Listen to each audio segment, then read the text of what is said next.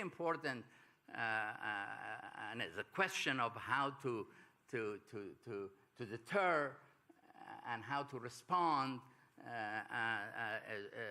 to deter such use of force.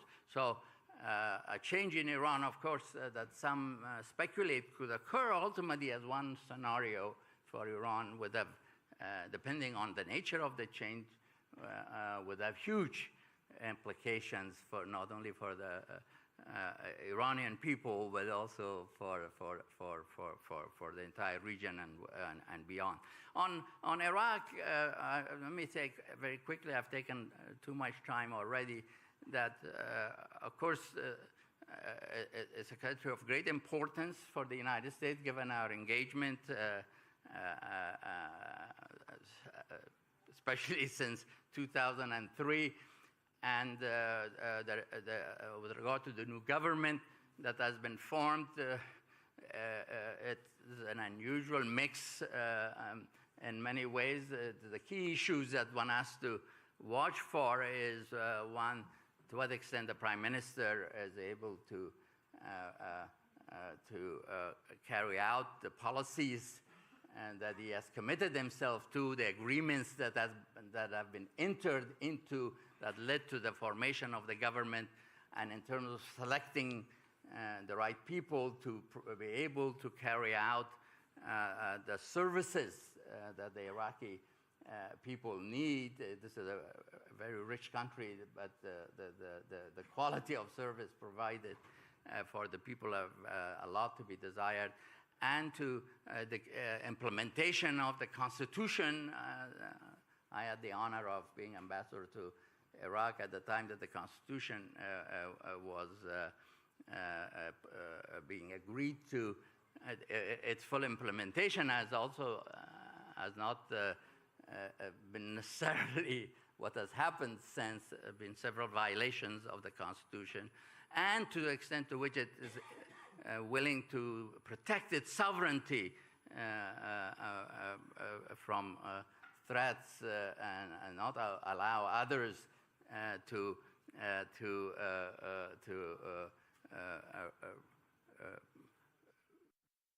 interfere or run its affairs. Those would be the indicators or the challenges that the world would watch and that they face. On Kurdistan itself, the U.S. has had a great partnership with Kurdistan as a federal unit, and the anti-terror cooperation has been extremely important, as well as cooperation on a range of other issues, including the shaping of the Iraqi trajectory. And we have looked with concern when Kurdistan's rights under the Constitution, whether it comes to energy or the budget or other issues, are not appropriately dealt with, and raises questions about the future.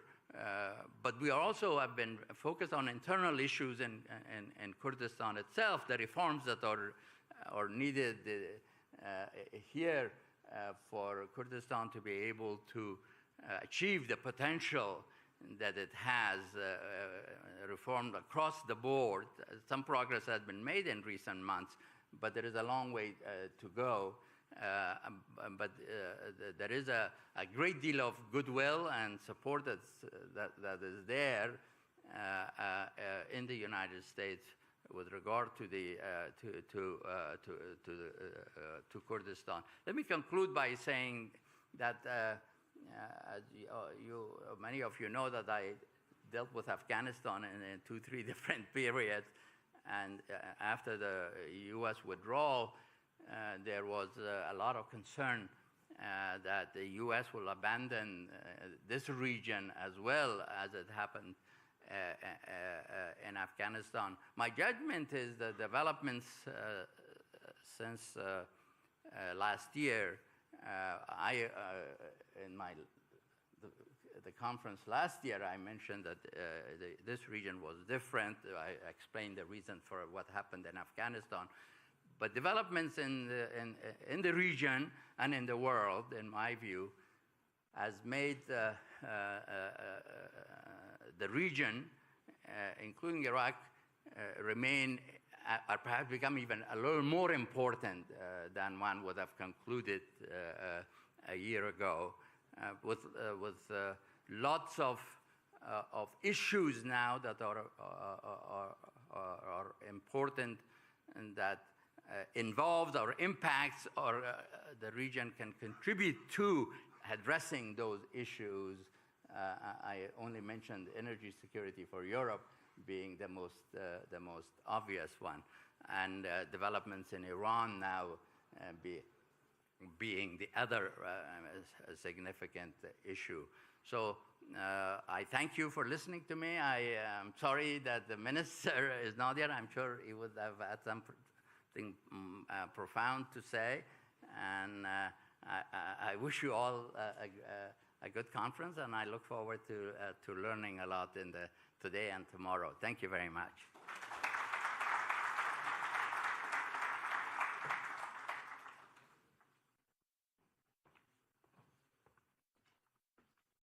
Thank you, Ambassador.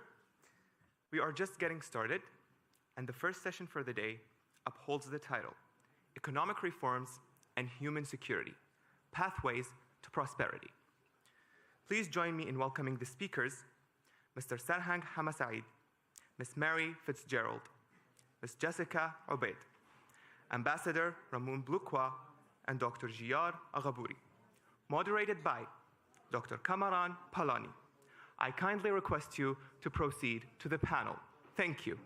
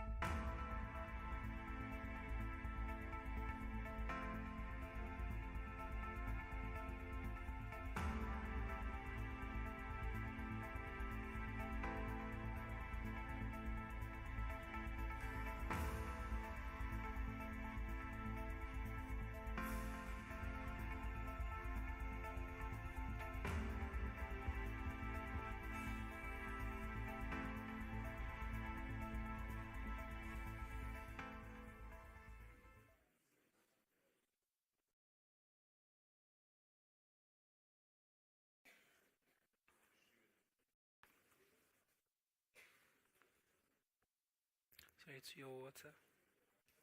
Yeah, they should. Here's mine.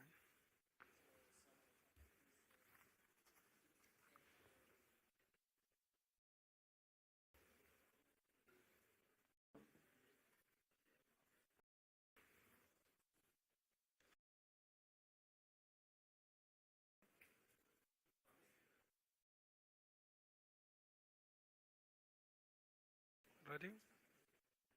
Okay. Good morning. Bani Tambash. Sabah al-Khair. Can you all hear me? Great. Thank you so much for joining this panel, the first panel in the second day of the MEPS conference, Economic Reforms and Human Security Pathways to Prosperity. Thank you again for the panels, for the speakers joining us this morning. My name is Kamran Palani. I'm Senior Associate Fellow with the Iraqi Policy Group. I'm really honored to chair this panel with these great friends and speakers and researchers from the region. Last night I was preparing for this panel. I did a quick content analysis of the media narrative about the Middle East. So I typed, I relied on different media platforms and some research centers in the region. I typed like Middle East with some keywords to see what is the narrative, what is the dominant narrative about the Middle East, what is the dominant discourse about the Middle East. And it's not a surprise, it's also not a new finding that the narrative is dominated by geopolitics, by security, terrorism, war, conflict, external problems, etc. And there is not much about the human concepts of human security, economic reforms, prosperity, demands for good governance, etc. So the narrative at both the policy, media, as well as the research is still very much dominated by geopolitics, old and current and new geopolitical problems. And it is a problem. It's not just a policy problem, it's not just an intellectual problem, but it also tells us why most of these grievances have not received enough attention in the first place. I argue, and I would like invite you to also to answer this question, or also to share your thoughts on this topic. And I argue a defining feature of the Middle East is the demands of the younger generations for better governance, for economic reforms, for better jobs. And this is a defining feature of the Middle East. As we often ignore these, and then we often fail also to predict many events in the region. I would give you the examples of the October protests in Iraq 2-3 years ago.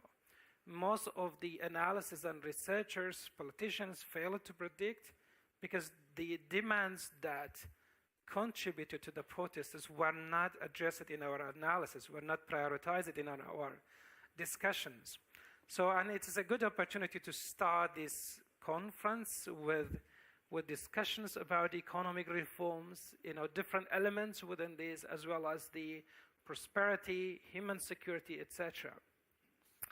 I don't want to, start with a long introduction. I know it's a very early morning.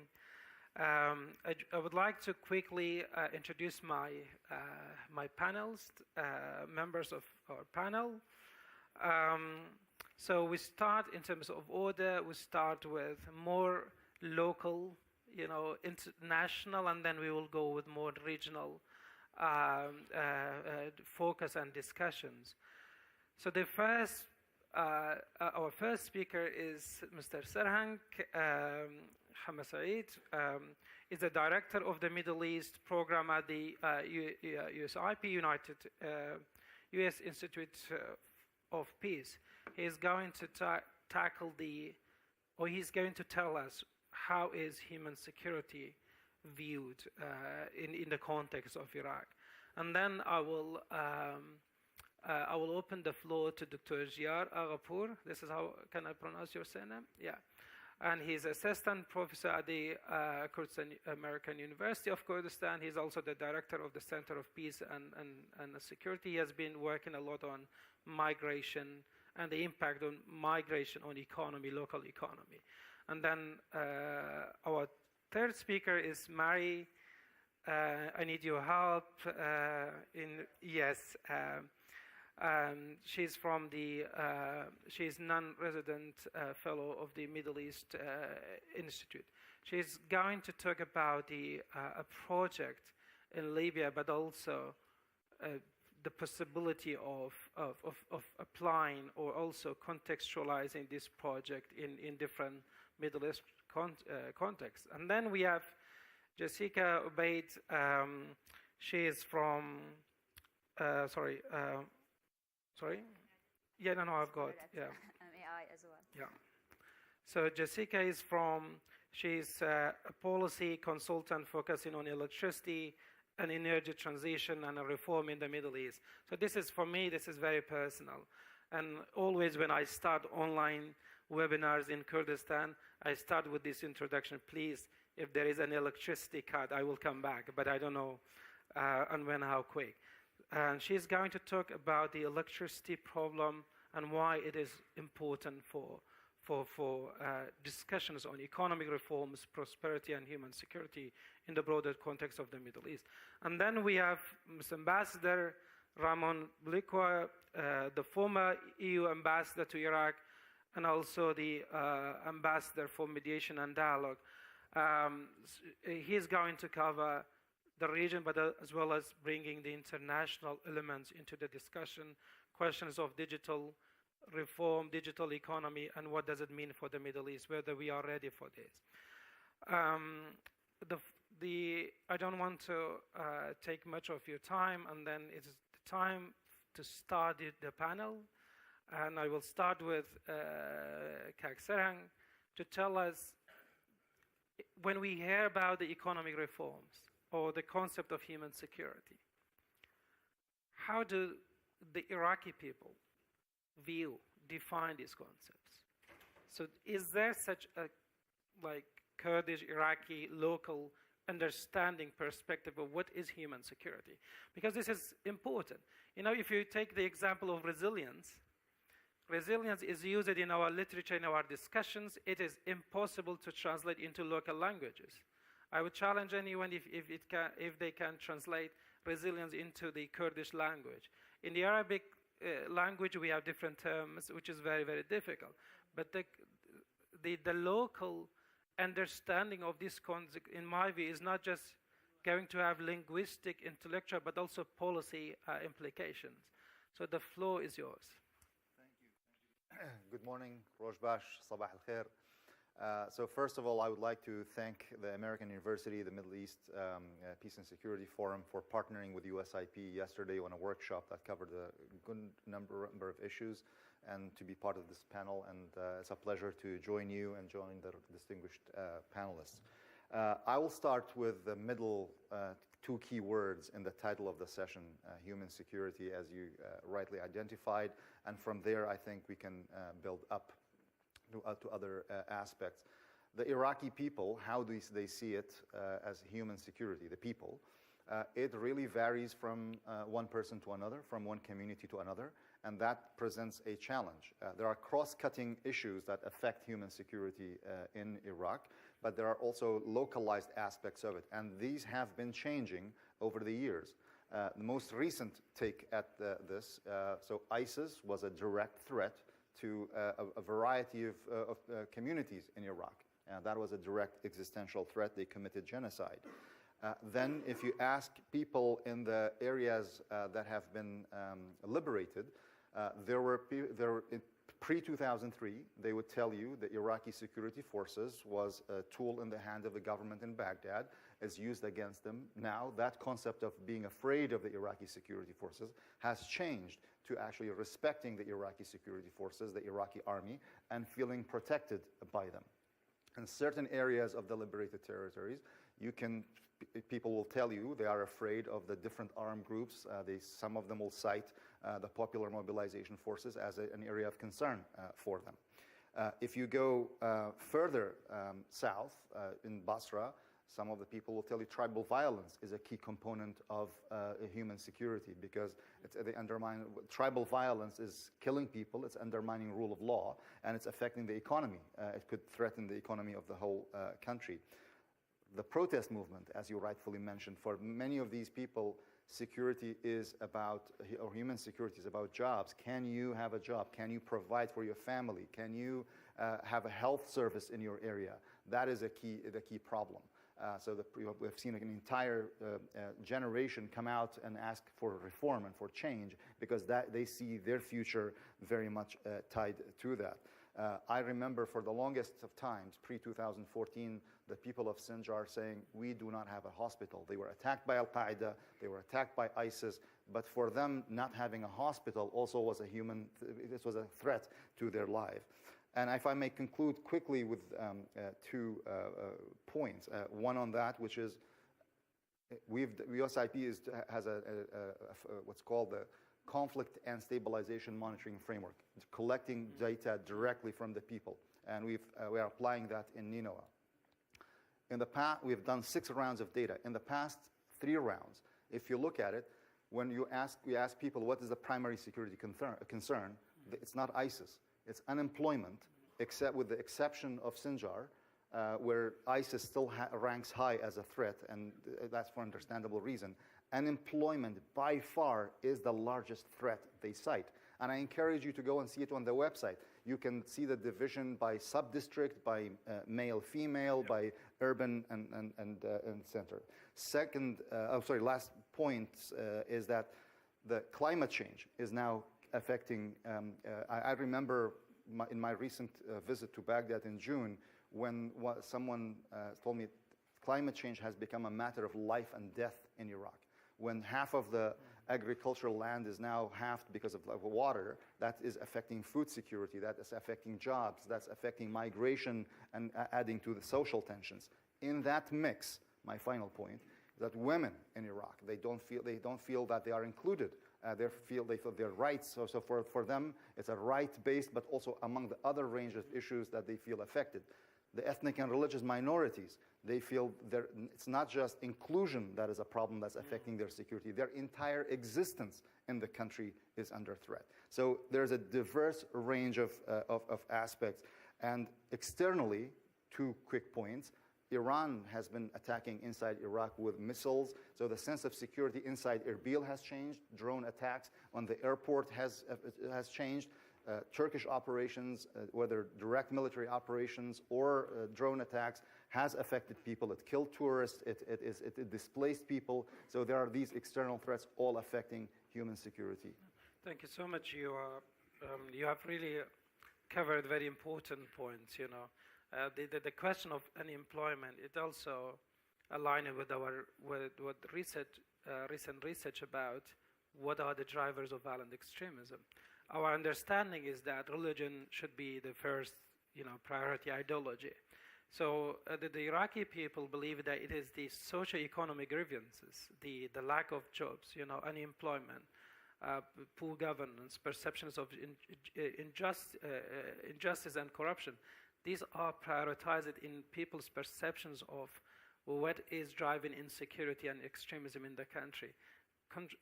Completely against the general narrative that it is about ideology, it is about religion, not other thing. So Dr. Jia, I will come back to you addressing these local different perspectives of human security. You have done a lot of work on migration and displacement, and it is still an issue in Syria, in Libya, in Yemen, in Lebanon, in Jordan, in Iraq, including in The Hague.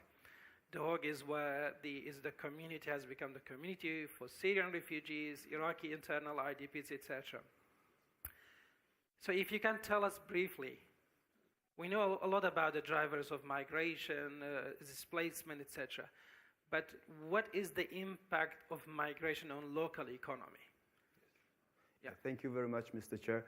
Actually, before going to the question, I would like to take your permission and say something about, because we are part of the human society and international society, and human security in the Middle East cannot be understood without seeing the broader picture. So here I would like to take this opportunity and say, might contribute to the bravery and commitment and also casualties of our Kurdish people in Iran and the Iranian people who are protesting for the last 2 months, which we have seen its direct impact on Kurdistan region as well under the motto of women, life, freedom. And going to your question, migration is the mirror for seeing the economy, prosperity, and politics of any country, any specific country. When you want to see the development and the prospect, this is the best test to see how the migration is in this country. I want to be specific because of the time limit. I want only to be specific to the Kurdistan region context, not going very broadly. So we have had 4 paradigms in migration and displacement of Kurdistan, which any paradigms has had direct impact on economy and in politics as well. So I'm not going to go to history, but the first main paradigm was the mass displacement of Kurds and also the mass displacement of Kurds that started from 1960s to mainly 1990s and 2000, which was impacted by the political and economic and especially the trauma that the Kurdish nation has been through in that time, and it resulted in Anfal campaign and genocides. So, and we could easily say that the impact of that one on economy and politics was devastation of the country, both economy and politics. Then this process continued until 2005. Even with the emergence of KRG, still it didn't stop, and still we had this mass movement, and it resulted in the lack of social capital in addition to impacting the economy in Kurdistan. From 2000, so this is the negative aspects that any scholars could agree on, that when you have the mass immigration of the people living the country, and it doesn't need to prove it that it's going to impact the economic a lot, especially in terms of this mass displacement of that happened that time. But from 2005 to 2014, we had another wave of migration, which was reversed one, which called it return migration. So this is the most positive incident or things in the history of the Kurdish migration from 2005. Because of the economic booming in Kurdistan, especially from 2008 to 2014, we have had a big number of Kurdish experts who returned to Kurdistan, and then they contributed to economy and development in best ways. We have had in every sectors, in academia, in health, in science, in tourism. So one of the most, actually, if you say the development of Kurdistan these days owes a lot to that group of migrants that came back to the Kurdistan. Do you still I have time? Because I need to discuss the 2 more paradigms. If you want me to mention them. I'll come back to you. But you mentioned something very interesting. The improvement of local economy after 2003 contributed to, or encouraged people to come back, to go back to Kurdistan. Yes. But last year, when there was the crisis of the youth migration, or migration of all types of people in Kurdistan, the narrative was that it's not about economy, it is about other drivers. Yes. But then the decade after 2003 showed that it was the development of local economy encouraged people to come back, to work here. So I will come back to you that if the development of economy becomes a policy of the government, yes, or the priority, do you think it will change the migration dynamics? Yeah, I will come back to you. Okay. Mary, I've been following your work. You have done a lot of work in Libya and other parts of the Middle East. And you have observed a very specific project in Libya, supporting, marriage and social relations. And could you tell us, very briefly in 1 minute about the project, and tell us what are the lessons learned in Libya, especially when we are talking about the concepts of human security, social security, individual security? Do you think this can be contextualized, applied to the case of Iraq? Well, I'd like to begin Going back to your opening comments, when you referred to the question of youth when we talk about human security in the region, and I don't have to remind anybody in this room about what happened 11 years ago across the region, where, of course, the wave of uprisings, popular protests, revolutions across the region all had very local, specific local context. But there were common threads, including the role of youth in these protests against the governments. In Libya, where I spent months on the ground during the uprising, youth were a key driver of the protests against the Gaddafi regime. So I think that should be a cautionary tale in terms of the ability of youth not just to challenge the status quo across the region, but to also disrupt and possibly upend the status quo. And I think it's important to remind ourselves as well that many of the socioeconomic dynamics that fed the wave of protests in 2011 remain the same or have worsened since. In Libya, what's been interesting with the current government of national unity, which was a government appointed through the UN mediation process, this government has been accused by its critics of being very crudely populist. And as part of a series of measures it announced last year, shortly after it came in, it announced the so-called marriage grant scheme. Now, this was a scheme whereby newly married couples were given grants of 40,000 dinars, which is roughly equivalent to about $8,000. And this was an attempt by the government to tackle Libya's marriage conundrum, which is actually a conundrum we see across the region. Marriage is being delayed because young people are unemployed. They simply cannot afford marriage. Marriage, as we know, throughout the region is a key marker of adulthood. So getting married, starting a family, these are key markers of adulthood that, when delayed, cause all kinds of societal challenges. In Libya, official figures indicate that right now the average age for marriage for males is just over 34 years, and for women it's just over 30 years. So the government felt that if they provided these grants to enable people who could not afford to get married, this would somehow solve several challenges in Libya, including a number of Libyan officials said they hoped that this would help prevent recruitment into militias. So the idea being that if you get young men married off, they are less likely to join armed groups. That's still, I think, a matter of debate. But it's been interesting to see Libyan reactions to this scheme. It's been hugely popular. Tens of thousands of Libyans have applied for it. There are critics. People have said that this is not really an economically sustainable or feasible solution long term for a problem, a challenge that has deeper structural roots. Women's activists have claimed that it has led to more teenage brides, sometimes underage brides.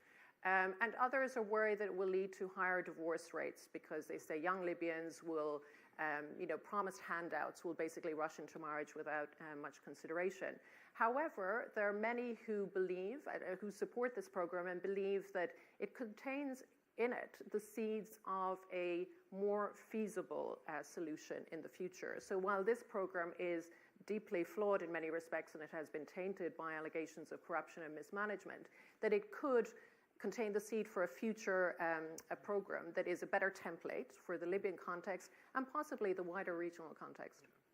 Oh, thank you so much. This is extremely interesting. I'm not sure if the participants want to bring this project to Iraq or not. But I mean, in the context of Mosul and also in general the areas under the control of Daesh, we are facing a big problem of marriage made during the ISIS war. It was mostly compulsory, or it was a mechanism to protect a member of the family not joining the group, especially the girls. It is creating a huge family division. Children are left. There is a high divorce rate in Mosul and other places. Maybe if we think about contextualizing, and I will come back to contextualizing this project, maybe we also think about, addressing these issues. Family divisions and marriage happened during the context of ISIS. Think about this, whether we can apply or contextualize to the case of Iraq. Jessica, I've been following your work about the electricity reform, electricity transition in the broader Middle East. Tell us about this, but also tell us about what does it mean for broader governance and why it's important to link electricity. Because a few years ago, American scholar Francis Fukuyama was in Kurdistan. He said, good governance for me is about having electricity for 24 hours. So it is broad. It's not just about electricity, it's about the broader question of governance. Yeah. Yes, absolutely. So this falls within governance and economic reforms because first, if we do not have reliable, affordable, and sustainable electricity, we do not have a thriving economy. I feel like we all know that. And it's the most evident form of bad governance is to not have reliable electricity. So this is what everyone can feel. It's normally we're not inventing electricity in the year 2022. So the technical solutions are there. And we find that governments in places where we do have significant electricity shortages and challenges, the government is subsidizing the cost of the sector. So the financing bit is also there. So what's left is how we're managing the sector. And it's also a sector that has highly vested interests because it's too technical, it's too complex, the value chain is significant and large. So it's easy to have vested interest and weak governance and mismanagement, and to use it as a political vehicle also for patronage and clientelism and hiring people. So we see this witnessed evidently in the power sector. Now, you have mentioned earlier that you need to tell people that you might have power cut. I'm Lebanese, so I also go through the same process. For people in the Middle East who live in countries where they have 24/7 electricity, they might assume that they do not have challenges in the power sector because electricity is there. You just turn on the switch and you have power. But I'm here to say that every single country in the Middle East has significant challenges in the electricity sector. It might not necessarily be evident today, but it's going to be more witnessed as we face climate change issues, rising temperature, but also as we try to integrate more renewable energy. And in the future also, we're seeing increasingly electric vehicles. So we're going to see all these challenges. I'm going to give an example of Kuwait, because Kuwait, they do have a significant power generation capacity. They do not have shortage in power supply. But because of the rising temperature, especially in July, we've seen in past July, they've had a temperature of crossing 50 degrees, and they've had power outages in so many places in Kuwait, although they do have significant power generation capacity, which brings me to my next point. One of the key challenges we have in the region is that we have an excessive power demand, and it's increasing at a crazy rate. So the global average of growth in electricity demand is 5%. In this region, it's 7 to 10%. That's massive. And it's going to increase even more. We're expecting it to double within the next decade because we have rising temperature, drought, so the water demand also implies more electricity demand. We're digitizing sectors. We're going to use more internet, which also leads to more electricity, economic growth, population growth. So we have a lot of avenues where this demand for power is going to increase, and it's not sustainable. And it's driving several other challenges. One is that we have a race to add power generation capacity. The global average for thermal conventional generation capacity is 5%. In the Middle East, it crosses 8%. It's sometimes 11% in areas. So we're just adding a lot of more capacity, and we're demanding a lot more fuel because we're adding solar and wind and some renewable energy, but we're still doubling down on thermal generation capacity. So the demand for fuel means even if it's an energy exporter country, they're going to have less oil and gas to export. And for importers, they're just going to have even more deficit, since we also have another challenge, which is we almost all subsidized power generation. So it comes at a heavy cost for the states. It's a heavy cost for the consumer. At some point, they need to reduce the subsidy, which means it will be more expensive to have any kind of productive sectors. And then there's a fourth challenge. If we look into where this power consumption is now coming from 45% of it is coming not from productive activities, not from our industries, not from our commercial sectors, but from our households. 45% comes from just being at home. So we need to implement massive energy conservation measures. This is like the baseline of electricity. Reduce your power consumption and then add renewable energy. Yeah. Well, thank you so much. So I've got many questions to you. I will come back to you. Because I personally suffer from electricity, just like anyone in the region. Mr. Ambassador Ramon, you have heard about the local, national, regional challenges to economic reforms, to economic growth, human security. Tell us about also what's happening at the world, globally, whether the Middle East is ready for the economic transformation happening at the world stage. If we are not ready, what's going to happen to this region? Well, I would like to start with Yuval Noah Harari's, for me, fundamental reflection that human cooperation, our civilization is based on the capacity of mass cooperation based on shared myths. And the myth of our more recent time was endless prosperity or endless growth fueled by a global economy. That myth is crumbling. The recent pandemic, or the effects of the COVID pandemic, now compounded by the effects of the war in Ukraine,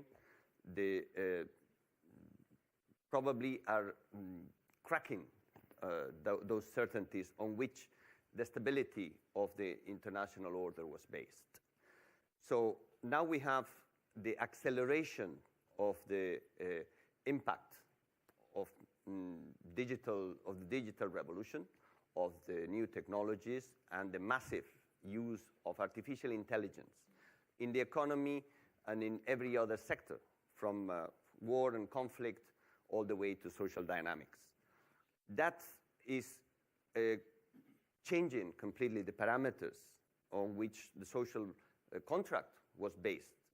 And it's affecting the future perspective of large numbers of people in the region, in the Middle East, as well as in Europe.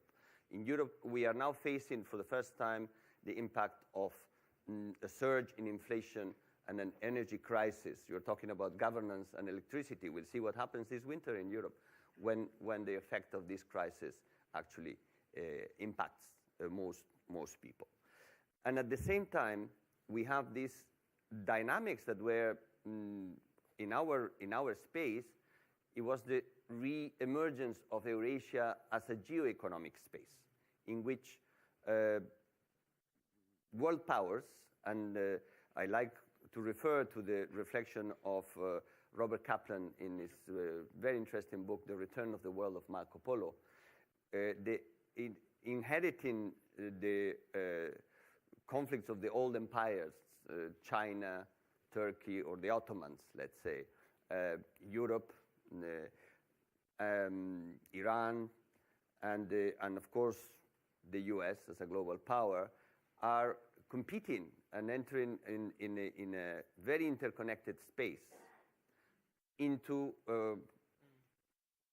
cooperation or conflict depending on these dynamics. And we are heading to this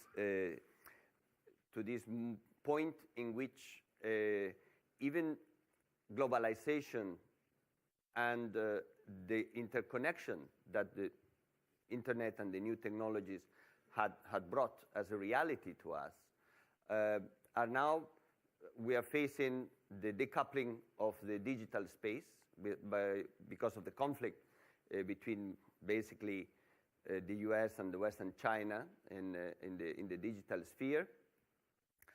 And that will bring, and is bringing also because of the disruption of supply chains and what all that implies, probably to the beginning of the end of globalization as we knew it. That context is creating global instability and is affecting the viability of the social contract, not just in the region where it was already been challenged, and I think Mary has well pointed that it's been for 10 years or since the recent upheavals, very much in the forefront of the political instability and the internal conflicts.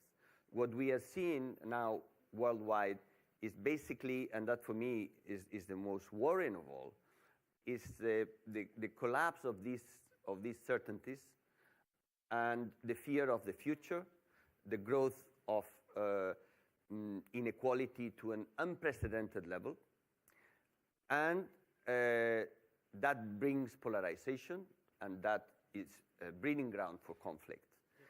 So the need for international cooperation to restore or repair the damages both of the pandemic and of the economic effects that it had are now being replaced by the selfish response or the more individualistic response, the fight for resources, the lack of international solidarity, the weakening of international institutions, and the re-emerging of conflict with all the effects on migration, human displacement, and I think massive instability at a global scale. So I think for the first time now, it's not that the West is trying to stabilize a region like the Middle East that is in conflict, but it's a situation in which Middle Eastern countries like Turkey or Iran are actually supplying advanced weaponry to the conflict sites in the Ukrainian war. Turkey is supplying drones to Ukraine, Iran is supplying drones to Russia. So the effect of technology mixed with instability, and for me especially, the tremendous inequality that the new digital economy is bringing, the concentration of power in very few hands, the whole balance of power, the whole levers of influence internationally are being changed. And this concentration is happening at a tremendous rate, and we still don't know what it will be the effect. And what I think Sarhan was saying about the effect of climate change or the climate emergency or whatever we want to call it, it is heading to a point of disaster. I mean, it's not just climate change. It's the collapse of marine ecosystems that could happen in the next 10 to 15 years, threatening actually the viability of our form of life in a global scale. And unfortunately, Iraq is one of the most affected. Extremely exposed. Yeah. It's and in the front line. We used to say it is something. It's a future problem, but it's happening. And Iraq, we have already seen the negative impacts, the demographic change, the migration, unemployment, the destruction of local economy, etc. So I will come back to you and ask you a question. What will be what in your view what's happening at the global stage? What should be the main policy discussion the officials, the participants, the decision makers of this region should have? I think the international multilateral cooperation system that existed, certainly not perfect and certainly with many flaws, is the only thing we have to prevent that this destabilization that is happening at many different levels actually is addressed in a much more concerted manner. The Secretary General of the UN has made an urgent call for action, and there is this process to prepare a summit for the future. But what we are seeing at the COP27 is basically a lack of political will at many levels, international as well as national, to really address the main questions. We have to change certain fundamental parameters. It's clear that endless growth is not a solution. We have to change our patterns of consumption, and we have to change also the way we address the social contract. Yep. If we continue to in this trend of concentration of wealth and power in very few hands without any control, the governance of the digital world is still non-existent. No. And we consider, I mean, what is the dream of every teenager these days? Is to create a startup, sell it to a big platform, and then live of it for the rest of his life. I mean, it is a change of those objectives. As coming back to my first point, we need, again, share collective myth. Yep. Thank you. Things that bring us together, Yep. and that can be the base for the obviously painful decisions that lie ahead, because everybody is used to changing their mobile every year or to changing their car every 3 years, at least in the world that is in the developed world. Thank you so much. And the issue of social contract, I believe, is essential, and it's linked to all of this: family conditions, electricity, migration, human security, stabilization. I will ask the panels one more question, each one more question, and then I will come back to you. And thank you for your patience, and you can just prepare your questions after this round of questions. So, Kaksarang, I have a very specific question. Iraq was the country that the stabilization concept was applied. So, as a precondition to long-term peace building. But the data shows that during the stabilization phase in Iraq, many problems have not addressed because they thought it's more long-term. The question of armed organizations, the proliferation of militias. So what are, if you tell us and the audience and those who follow us, what are the main lessons learned from the stabilization phase or stabilization intervention in Iraq? Well, thank you. That's a great question. I'll probably answer with a mix of lessons learned and findings, because some of these things are still unfolding. I think one of the, stabilization was used to as a short-term post-conflict. You help rebuild some roads, some buildings, some clinics, and some of that. But in the context of Iraq, the massive destruction that the conflict with a terrorist organization left behind, it was greater than the concept of the short-term stabilization could absorb. And I think a key lesson learned by the international community and the global coalition to defeat ISIS and the Iraqi government and others is that short-term stabilization is not enough. You have to have a wider scale. So some people who are tired for the word reconstruction and nation building, they started to pack more ideas under stabilization. So that's one aspect, though. Now, the concept of stabilization expanded. Second challenge to that, most people saw stabilization as, okay, you get people home and you rebuild the physical reconstruction. I think that in the context of Iraq, in the context of Syria, where ISIS held territory, it destroyed the fabric of society in those areas. So stabilization started to expand and include reconciliation and social cohesion and building those relationships, preventing tribal revenge, because ISIS by design learned from the experience of Al-Qaeda and said, okay, you have to divide the community on which to survive so that you do not create an awakening movement. That is as it happened in 2007, 2008. So they used families against families, tribes against tribes. That is an area that still needs a lot of rebuilding. So at the heart of that, you stabilize, okay, what got you into that place? So the perception, as I said, the relationship between the citizens and the state was not at a good place. The relationship of the citizens and the security forces was not at a good place.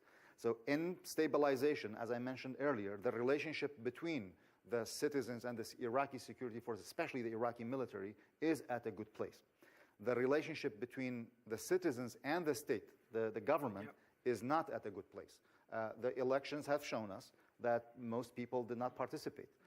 USIP's data from the Conflict and Stabilization Monitoring Framework also shows 50% to 70%, depending on which area you look at, feel that the elections and the political class and the government do not represent their interests. Yeah. So that is something that needs to be fixed.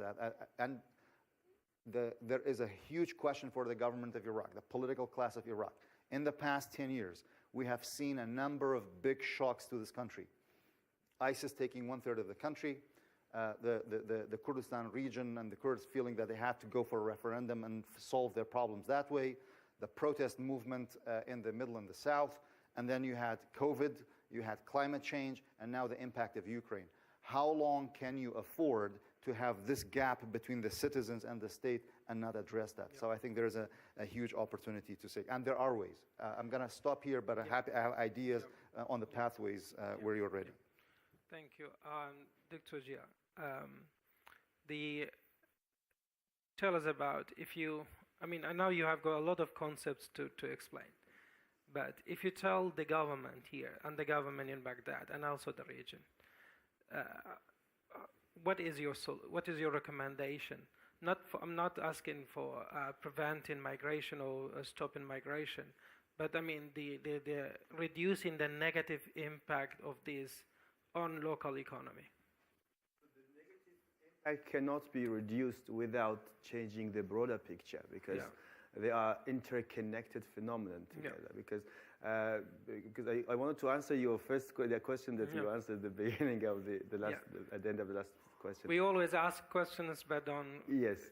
So because when we look at the context in Kurdistan, and compared with when I mentioned the booming economy time from 2008, so this economy is still growing. It doesn't mean that it has downgraded, but the variables have changed. These variables, one of them is the feeling of security. Especially this has been affected by the emergence of ISIS. That even after ISIS, ISIS in Kurdistan, we have security. So we don't. In terms of security in Kurdistan, is not as equal, for example, as the other parts of Iraq.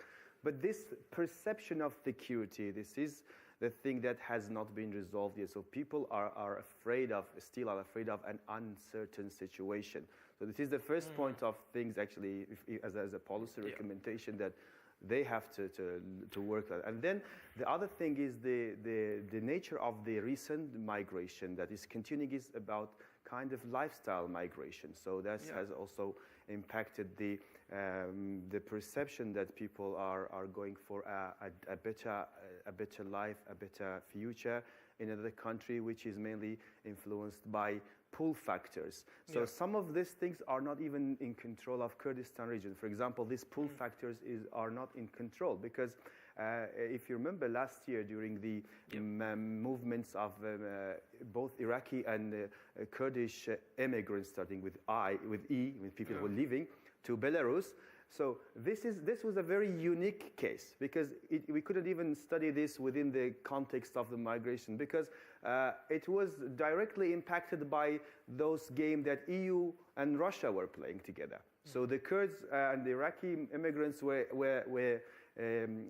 played by this scenario. And we had a research with one of my colleagues, just in a small city like Kalar. In one day, 100 visas to Belarus was issued for visiting. So who goes to Belarus from Kurdistan for visiting if it's not a political intention? I totally agree the significance of pull factor, but we should also not forget there are structural push factors. Definitely. No, I mentioned that I totally agree that push factors are the main drivers of migration in Kurdistan.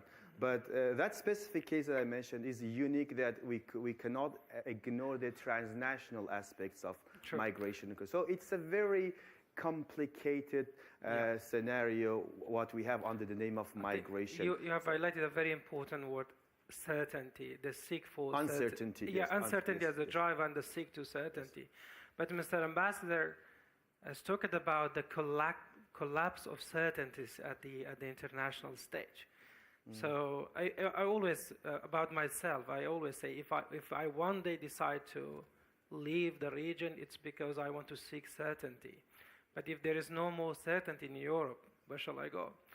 No, I'm not asking this question to be answered here, but I mean, I see the uncertainty is becoming a more global issue. Can I mention one last point actually because you said about the policy recommendation. Yeah. One of the urgent need that we want in Kurdistan is having a migration platform, either for policy, for research that we still don't have any data about the number of people who are we don't know who is migrating, who is coming in.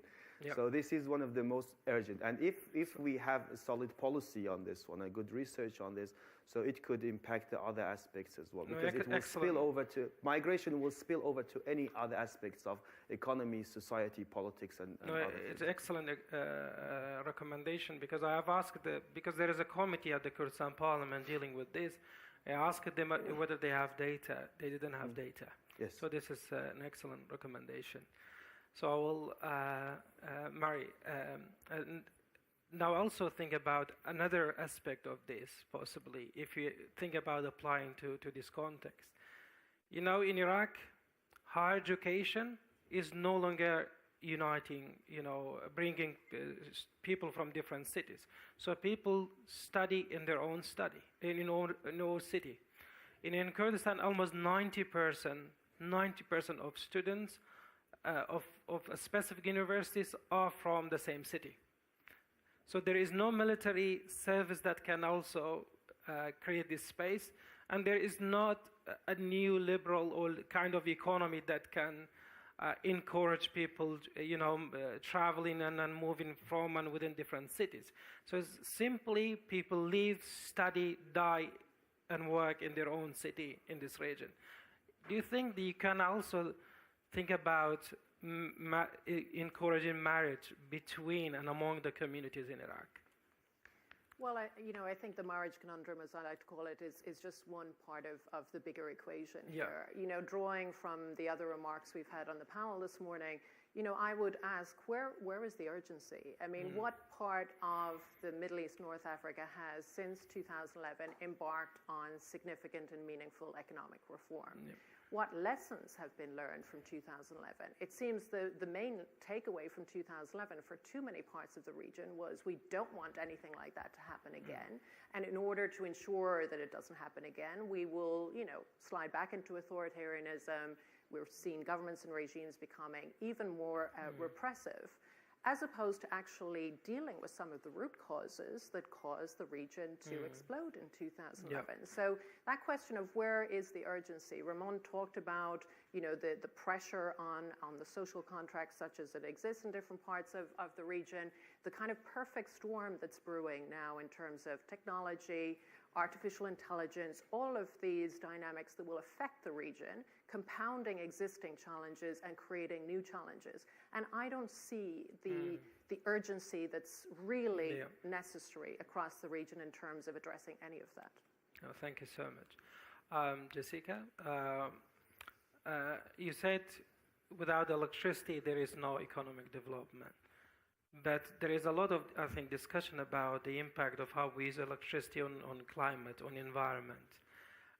Do you think without good environment we can have good electricity? So just tell us about the implications of the impact on how we use and produce electricity in this region on local climate and environment.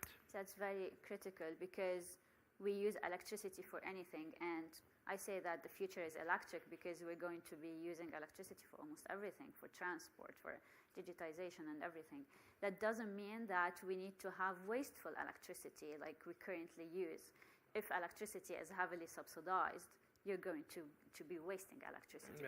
And there are so many countries that have achieved decoupling economic growth from electricity consumption, so we can still grow the economy without adding electricity consumption, especially not adding wasteful consumption. We're known in the region to just waste electricity. So if you're consuming the bulk of your electricity in your households, there are lots of things you can do in your homes, even in industry and commercial sector, to reduce your electricity consumption.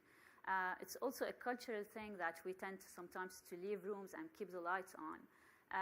We can grow the economy with having a stagnant, constant electricity consumption. We just need to double down on energy efficiency measures. And we have massive renewable energy resources in this side of the world, in the Middle East. We have solar energy that's more than 300 days a year. We have wind energy, even in places where people think we might not have wind in the desert, but we do. We also have, so these are variable renewable energy. It's like it's only available when the sun is shining and when the wind is blowing, but we also have geothermal.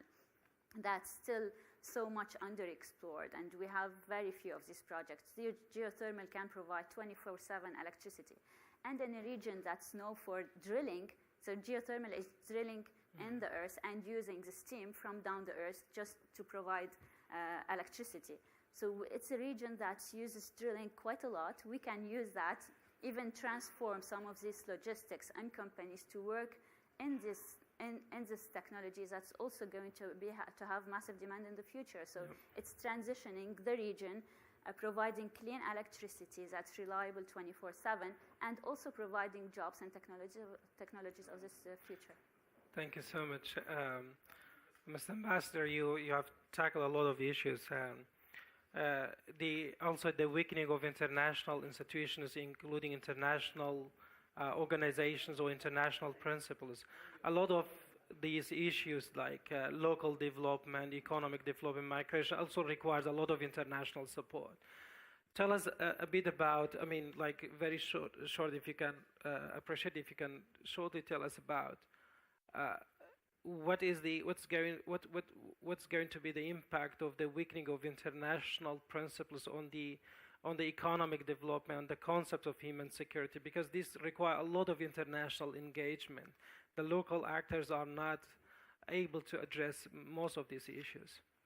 Well, I think the weakening of the international institutions, and we are seeing that in the Ukrainian crisis, basically the UN is nowhere to be present. I mean, we have now some initiatives on mediation in Turkey. There's some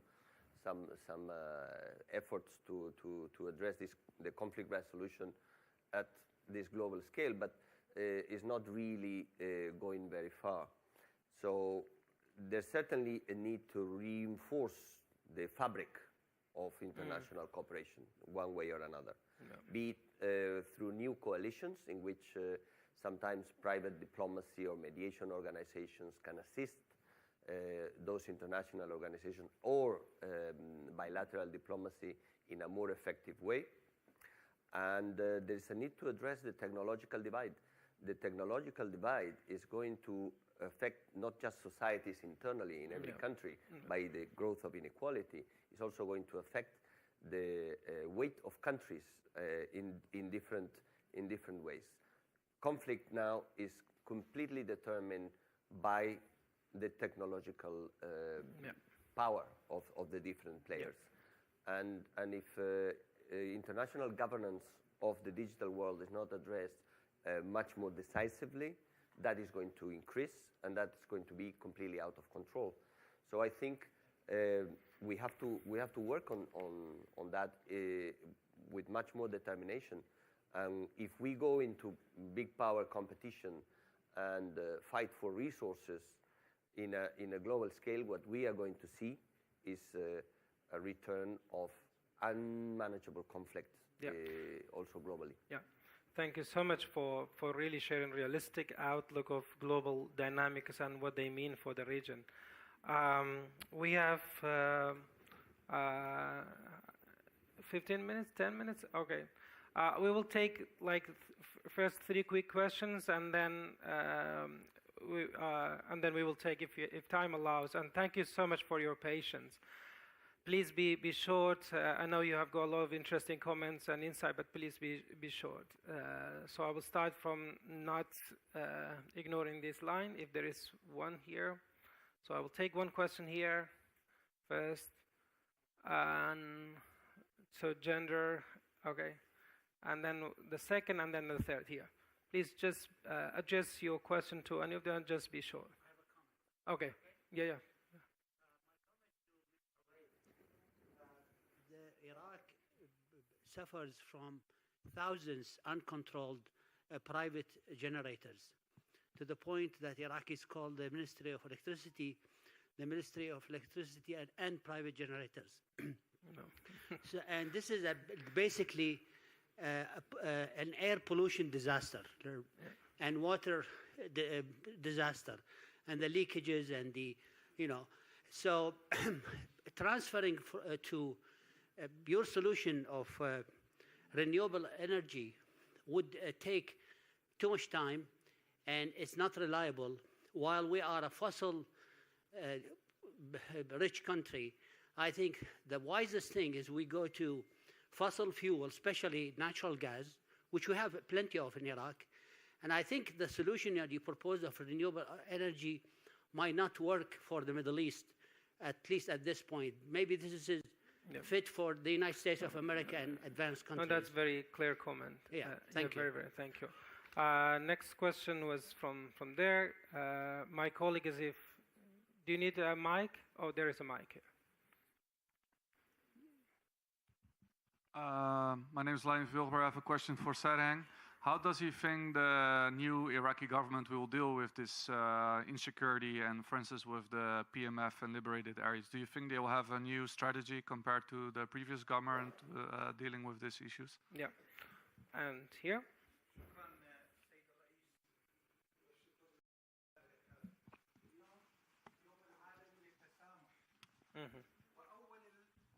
حل أن نتسامح فيما بيننا.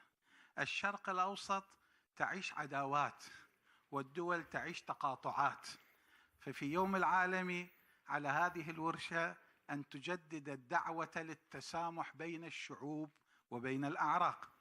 النقطة الثانية الانتقال من الاقتصاد المركزي إلى الخصخصة والقطاع الخاص فهم على أنه مجرد إلغاء الضرائب، وهذا أدى إلى نشوء مجتمع مستهلك. ففهمنا من الخصخصة والاقتصاد الحر أن تستهلك أكثر لا أن تنتج أكثر. فكيف أن نحول هذا التحدي الانتقال إلى الخصخصة من تحدي الاستهلاك الأكبر إلى التحدي الإنتاج الأكبر؟ هذا هو الأساس. النقطة الثانية والمهمة، الآن هناك حكومة جديدة بخطاب جديد وبرؤية جديدة. نأمل من خلال هذه الورشة وغيرها أن تجد القنوات لحلحلة المشكلة بين بغداد وأربيل. هناك مشاكل وإشكالات وملفات نفط، أرض، مال، أسلحة، بيشمركة. هذه الملفات تفرض نفسها الآن بقوة في هذه المرحلة. فالآن هناك أجواء ثقة جديدة بين بغداد وأربيل ومشاركة واسعة. فنأمل أن تكون من مخرجات هذه الورشة الإرشاد والإهداء إلى قنوات تسهل هذا الحوار المهم والأساس. شكرا أستاذ. Thank you so much.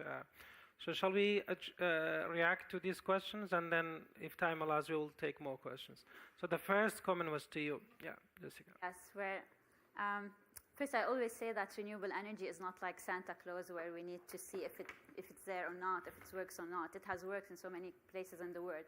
Of course, it does not work if we're just focusing on the generation, adding solar or only wind, if we do not have a good transmission network and good distribution network, because you're going to transmit a lot of power from sources, farms that are probably very far away from populated areas to the load centers in cities. So if you do not have a good transmission and distribution network, it wouldn't work. I'm Lebanese. I know the issue of generators. We have that in every neighborhood. You have also the Ministry of Electricity. I call it Wizarat Allah Taqa, Ministry of No Energy. But I think in Iraq, just like in Lebanon and other countries, it's not a matter of what fuel we're going to use, because in Iraq the fuel is there. Why do we not have power? Because the structural issues, we have structural issues. We have huge losses. No matter how much power generation you're going to add, if it's oil or gas or renewables, if you cannot have all the consumers pay for it, you're going to have significant deficit, and you're still going to have power sector problems. If you're not going to be able to cut illegal connections, you're still going to have electricity sector problems. If you're going to maintain subsidy forever, you're still going to have electricity problems. It's not a matter of what fuel we're going to use at the end of the day. It's just a matter that we have structural issues.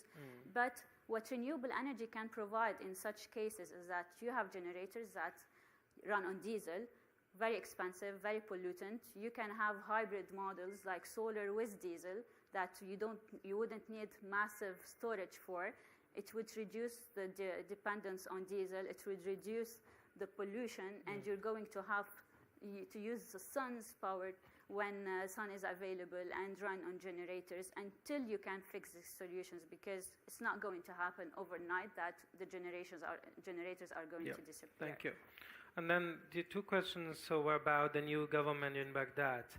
I will invite Kaksaran, but also a panel, Mr. Ambassador, your experience in Iraq. So the new government, tell us about whether it is a continuation of the same type of government, or it's a government that can address some of these problems. Well, it's a great question. And there are three things related to going forward, how to deal with the insecurities that we mentioned. At USIP, at the U.S. Institute of Peace, we say peace is possible, peace is practical. So human security is possible, human security is practical, reform is practical, is possible. So how to get to that? There's the spirit that you need, there is the ingredients, and there is the how. The spirit, I think the Iraqi society has more spirit for change, and protest movement and others have so shown us that needs to be harnessed. Second, the ingredients. That is a key ingredient. There we have the Prime Minister.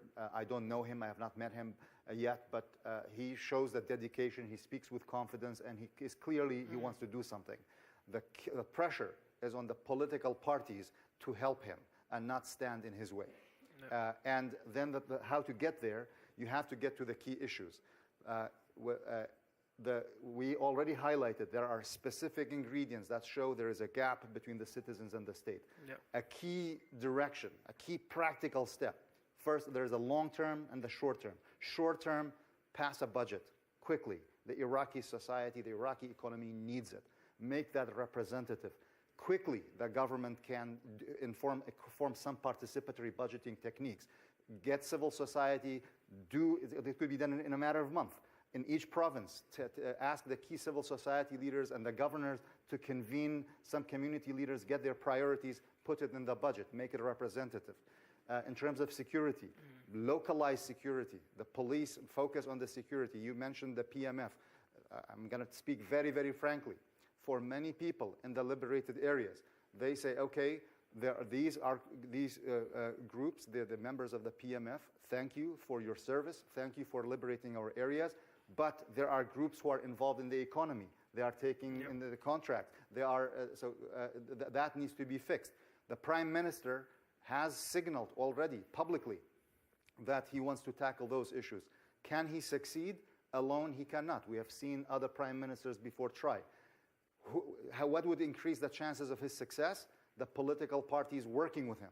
The political parties changing that spirit to say enough of wars, enough of violence. Can we do this? And practical steps. Engage civil society. Engage the citizens. Include women. Include the ethnic and religious minorities who feel that they are an afterthought. A key piece of Iraq's democracy for the long term to restore is the provincial councils. Government in Baghdad has shown it cannot cover every specifics of every province. So re-establishing the provincial councils brings governance closer to the people, and these are people from those provinces. They will be there. And my last point, I promise. A good gesture for Iraq not to restart. The white paper for reform under the previous government was really celebrated by the academics and the World Bank and the international community. A good positive step would be for Prime Minister Soudani, take a look at that paper and see what is good and start adopting that. That will save him time and will create the spirit of continuity on building on the previous government and not resetting. As we talk about economic reforms, I just want to say armed actors in Iraq are no longer just armed security actors. They are significant economic and governance actors. They have significant control over the economic institutions in Mosul, in Kirkuk, in Anbar, in many other places. So any of you, do you want to quickly react to the new government in Iraq? If not, then we will take one or two questions. Yeah. So I'm looking for, I don't want to be criticized not considering gender balance. Okay, one question here, and then representing civil society from the back. Yeah, you start, yeah. If you just, if you can do it quickly. Yeah. ريزو صلاف دست خوشیل همی برادرات که من پسیورای بو کاک سرهنگ هیا سبارم با دینی دیت میگه هی یا نه کاک سرهنگ بس مذ بسیاره که بگم بحث بحث حکومت نیو عراق که کنی ده چهارشتن خدمات پیشکشی حالاتین عراق بگشتی کردن بس الفيري من بسيورة كيا آیا ده چهارشن و عقلیت گهرین یا بری چند ساله های او حتی نکشی یا بردوامه که همی حالاتین عراقیت هجی خدمت کردنه نه که هندی به درجه یک به درجه دو بهنه حسابه و که کردا به درجه دو حساب کن و ین درجه یک جی و که پیری خدمت آن نکن جبروی گندلیا هی دیگه رئیس سلامت مسپاس. The gentleman from the back. Yes. So it's a lot of questions about new government, and this shows that the timing of this conference is very important. We have a new government after almost a year. Probably this is the longest government formation in Iraqi history. Thank you, Cameron. Hoger from civil society, USA. The panel is discussion between human security. The question for all. Are you agree the human security is approved in Iraq without the political persons and divorce with business sector?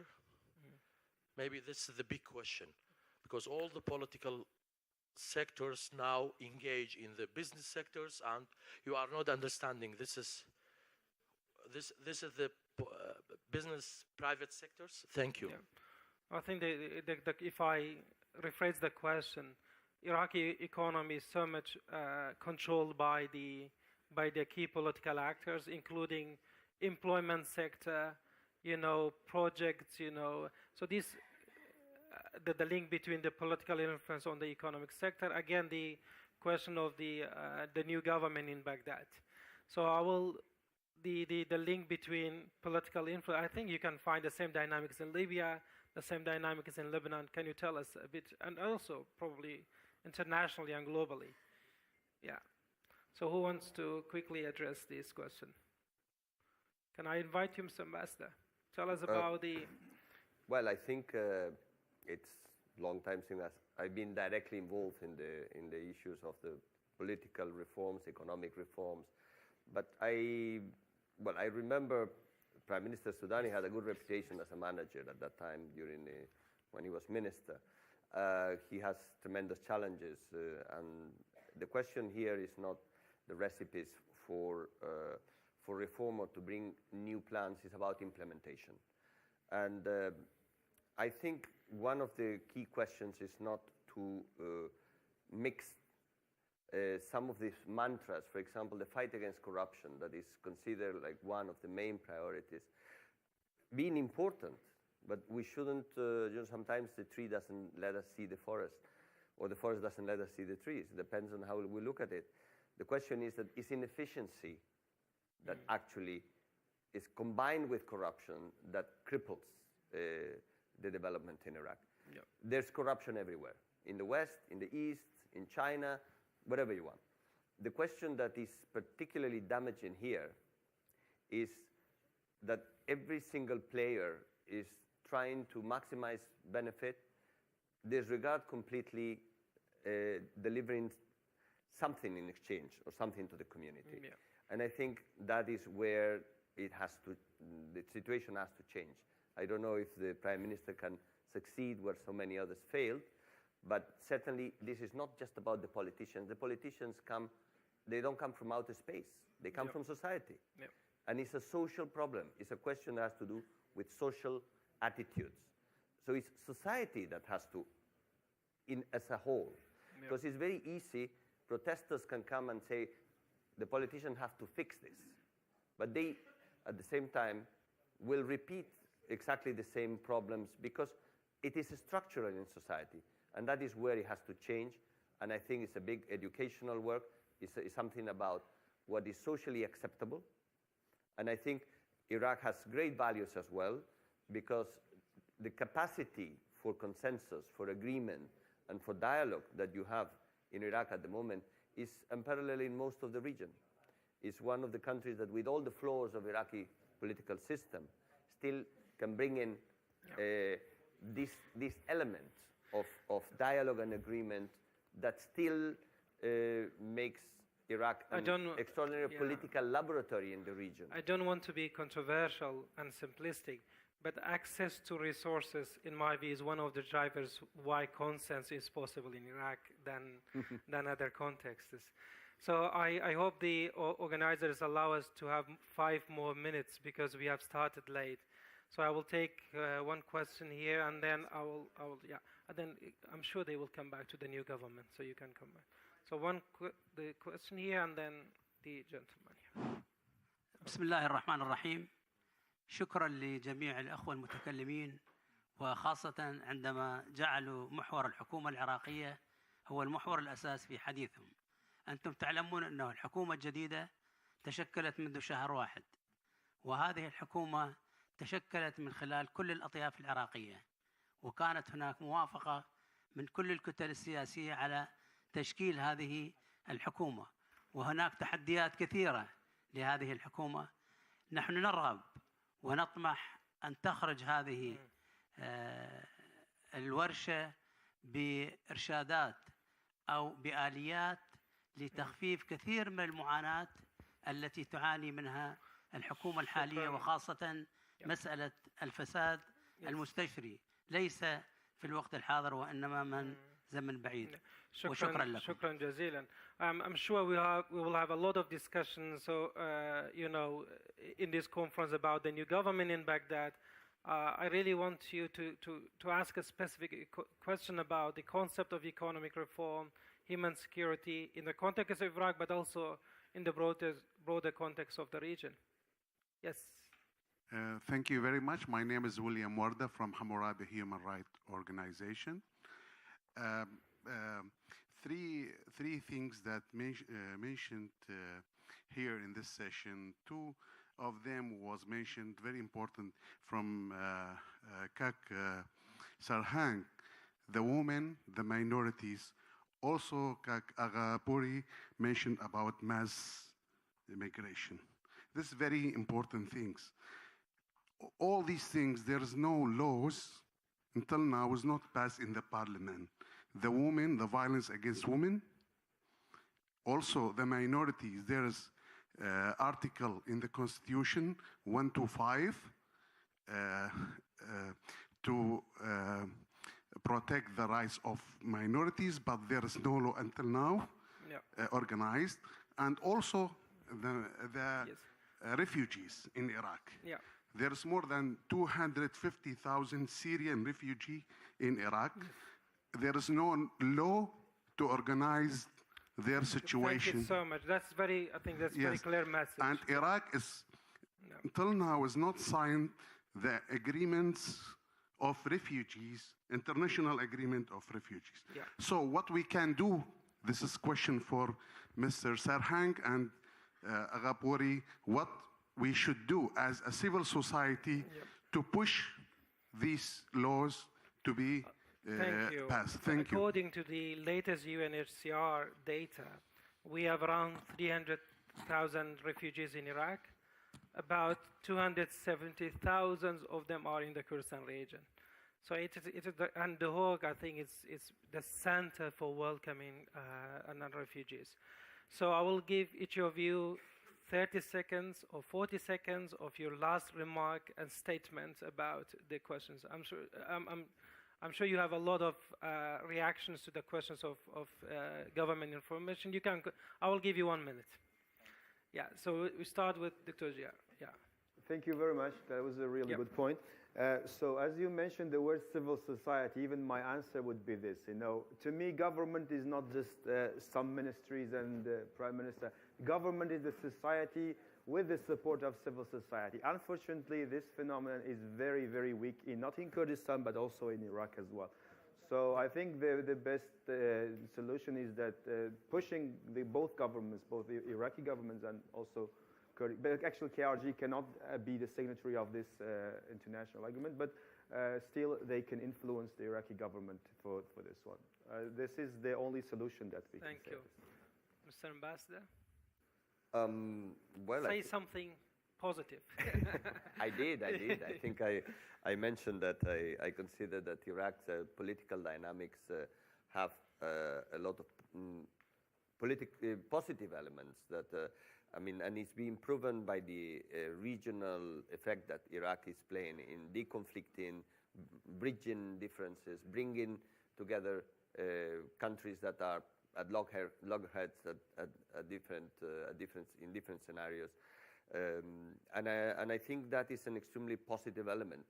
What is since two of the previous governments already, that Iraq works as a regional bridge for bringing deconflicting or reducing and preventing conflict is also very positive for the internal politics of the country, because it reduces internal tensions. There's very few countries that have this very close connection between their international context because of this complexity of Iraqi society, because of the many different players that are also active in the country. This sort of stability in the region is consubstantial to the stability of Iraq. And vice versa, stability of Iraq contributes greatly to the stability of the region. Thank you so much. Jessica, no? Or you want to say something? I'll just add something about electricity. It's what I do. I think normally reforms in developing countries take a long period of time. This is very important for the livelihoods, for the future, for the economy, and for the people, and also for business activities. You cannot grow the economy and have productive sectors if one of the key barriers they have is unreliable electricity. It would take a long period of time. It's probably not linear, but it needs to start somewhere. Thank you so much. Mary? So I would just end by saying, the wider region, the Middle East, North Africa, has been experiencing a so-called youth bulge for quite some time now, where demographics across the region, in most countries across the region, at least 50% of the population is under the age of 30. And I think that that's a dynamic, a demographic dynamic that, of course, holds major challenges, serious challenges for the region, but also potential and possibility. I don't want to end on an utterly grim note, but in a recent conversation I had with a prominent Arab economist, he said that looking at demographic trends across the region, looking at socioeconomic trends, including rising youth unemployment, he said, we're facing into a possible Arab Spring 2.0 that could very likely be much more anarchic and much bloodier than what we saw in 2011. I think the time is now. I cannot emphasize more the urgency of this current moment in terms of what needs to be done. I think it's good to end with this positive note. Kagsan, quickly. Yes, thank you. Yeah, I would like to make sure that we respond to the question of the lady, and through that take a few pieces. So historically, second-class citizen in Iraq has a mindset change. It was seen through an ethnic and religious line. So the Kurds felt like second-class citizens. The Shia felt that they were second-class citizens. But I think now, and more recently, the Sunnis feel that they are second-class citizens. So everybody now feels they are a second-class citizen in some way. Let me add to that. Iraq's population was 25 million people in 2003. It is about 41 million now. So about more than 60% increase. Half of Iraq's population are either under poverty line or near poverty line. That's about 20 million people. Talk about second-class citizens. So that's yet another introduction. There is an opportunity. Iraq has a lot of ingredients for positive change. Civil society, as Kak Hoger, there is an entrepreneurship among the youth. The government needs to create the space, sometimes step aside. That's one thing that will be helpful to do.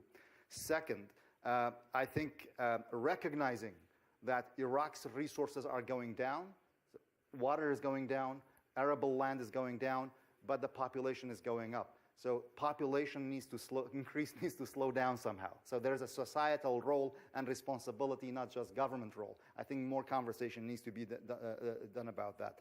So finally, on civil society and the government, I think it's on civil society is doing its part. It's on the parliament and the government to work with civil society as a partner, not as an enemy. And that's a spirit, again, coming back to the spirit that we need to do. And Iraq has a younger generation. Younger generation, usually protest movement is talked about. I think the young generation in the parties, in the existing parties, in the political class, there is a lot of spirit for change there. If they are given the chance by the leadership, I strongly encourage them to do that for a positive change. Thank you so much again for the great insights and presentations, but also for your patience. I'm really sorry. I just want to say something. I was coming from Erbil this morning.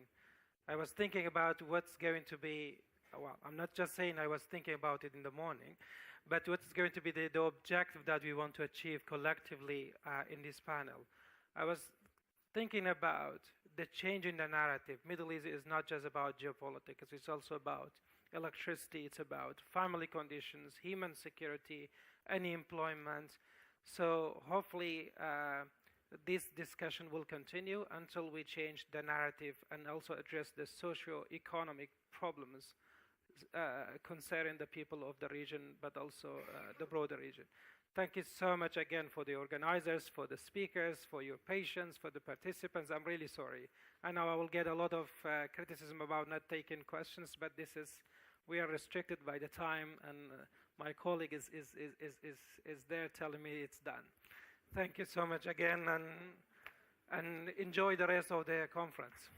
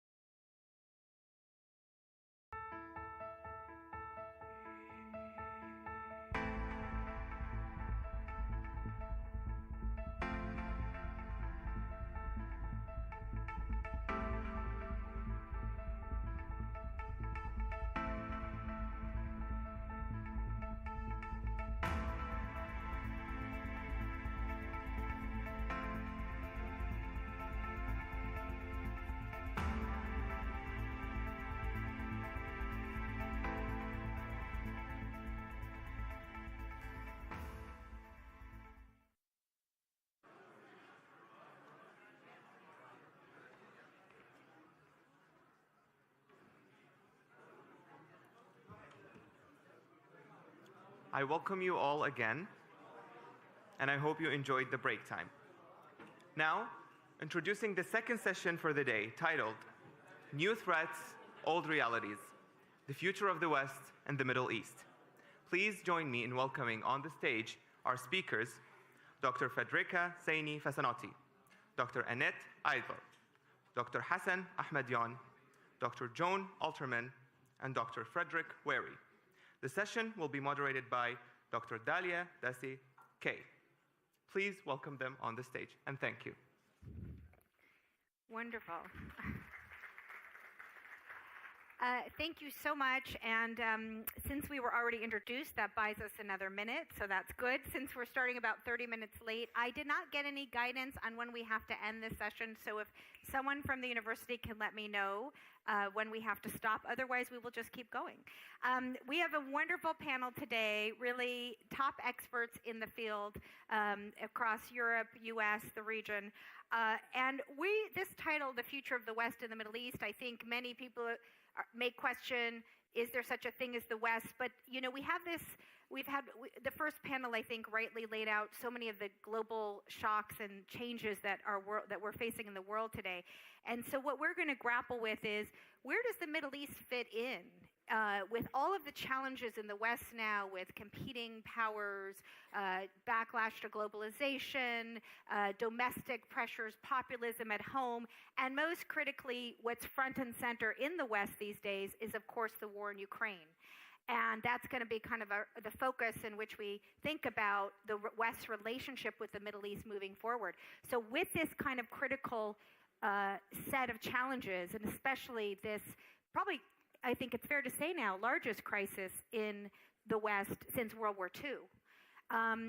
How do we relate to the Middle East? How does the Middle East relate to us? How do we think through these things? So we have a great group. What we're going to do is we're going to start, I think, with the United States. Although I have to say, where this panel is shifting to geopolitics, I really want to give a shout out to the American University of Kurdistan for starting this morning with human security and economic challenges, because I think that is front and center. So that's wonderful to see that. And I do want to note, too, that while we're going to debate what the U.S., what Europe, what others should be doing in the Middle East or not doing as we have fatigue, one thing I think we all could agree on is universities like this, American universities like we're sitting in, are a great investment, and this is something that we should not get rid of. This is a really important statement, just that we're sitting in a space like this, and I really enjoyed talking to students on the break. So kudos to this university, and thanks for hosting us. So Fred, we're going to start with you on the U.S. And the Biden administration, came in with, understatement, lots of challenges, and then inherited this war in Ukraine. We have this OPEC crisis that created a gap with some animosity or misunderstanding, however you want to frame it, with the Saudis. And a lot of that stemmed from different views of this war in Ukraine.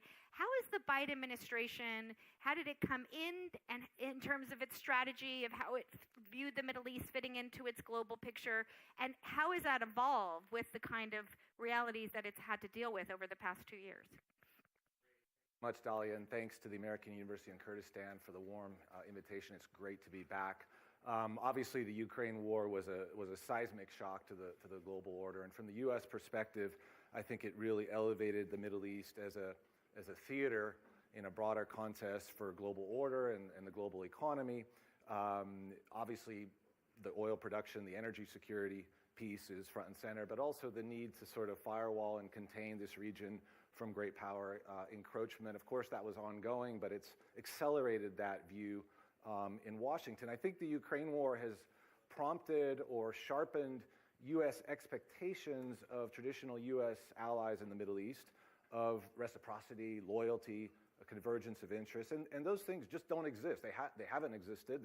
They were eroding to begin with, but the Ukraine war really crystallized that gap between the U.S. and its traditional partners. And of course, the Biden administration's argument, as I understand it very crudely, look, this is a moment of immense peril for the global order, for the global economy. We had your back on things like Iran. We've plied you with arms. We've put up with your abuses. This is the moment of truth, right? You got to pick sides. Of course, the perspective from the region is quite different, right? The perspective from Arab allies is, look, the U.S. is a distracted and declining superpower that has one foot in the exit door, shifting its gaze to Asia. It's a fickle and unreliable and ambivalent friend that makes annoying demands on things like human rights, and it was slow to protect us on things like Iran from our mortal enemy. And obviously the U.S. has launched disastrous adventures in the region, on and on and on. And of course, the message from the region is we're not your vassal anymore. We're free to engage and open lines of influence with other powers. And so obviously that's well-founded. Some of that is well-grounded, and these powers have a right to pursue their interests and engage with other powers. So there is a genuine motive for hedging, and there is a genuine motive for doubts about the U.S. reliability. However, I think this post-Ukraine moment has given Arab states an opportunity to try to play a game, to try to leverage the U.S. by pointing to the specter of Russia or China and say, look, we're knocking at their door, give us, the U.S., give us what we want. So to extract concessions from the U.S. I think for a long time, the U.S. partners in the region have had unreasonable expectations about the kind of security guarantees the U.S. Can provide to them. Obviously, as we've discussed, the notion of a U.S. retreat from the region is vastly overstated. I think there is a narrative out there, but if you look at the force levels and the assets, we are still very present in the region. Arab autocrats in the region, however, are fundamentally insecure. It's baked into their DNA. Obviously, that's part of the region, the neighborhood, but it's also because of their domestic, ruling system. They're autocrats. They don't enjoy. So no amount of U.S. reassurances and weaponry are going to fully assuage that. I think the Ukraine war has highlighted the fallacy of U.S. expectations about a watertight block in the region or a firewall, right? Against anything, against Russia, but also against Iran, right? This is a region that has always had multiple partners, right? Multiple lines of influence. It's hedged. It's played different great powers off against one another. And we can go back to the so-called Arab Cold War and the Nasserist period. They're experts at this. And so this has been the game for a long time, even if the U.S. still finds itself as the ultimate security guarantor in the region. And I think for all the talk about great power encroachment, none of these powers, Beijing or Moscow, has the capacity or the will to supplant the U.S. as the guarantor in the region. They can supplement the U.S. role, but they're not going to supplant it. Now, in terms of actual shifts in U.S. policy tenor and actual policy influence in the region because of the Ukraine war, I think there has been a greater willingness among the U.S. to recognize local ownership of peace initiatives, right, and the dialogue and de-escalation. But there has been an unfortunate return to a securitization of U.S. policy in the region. And here you remember the Biden campaign's promises. Look, this is going to be a clean slate. We're going to focus more on human rights in the region.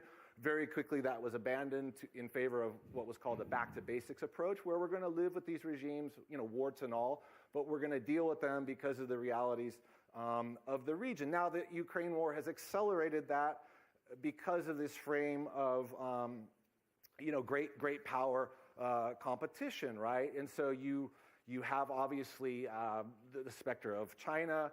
You actually have shifts in the arms market picture because of the Ukraine war. Russia is a huge arms supplier to the region. There are real questions if Russia's going to be able to fulfill its arms deliveries, right? And that could open space for a competitor to come in, and the U.S. could try to compete, namely with China. Let me just close here that, this moment of crisis over Ukraine is certainly momentous and perilous, but it has led, I think, the U.S. to impose the lens of great power rivalry over this very complex region, and that lens distorts and obscures the immense socioeconomic and domestic problems of human security that we heard in the first panel.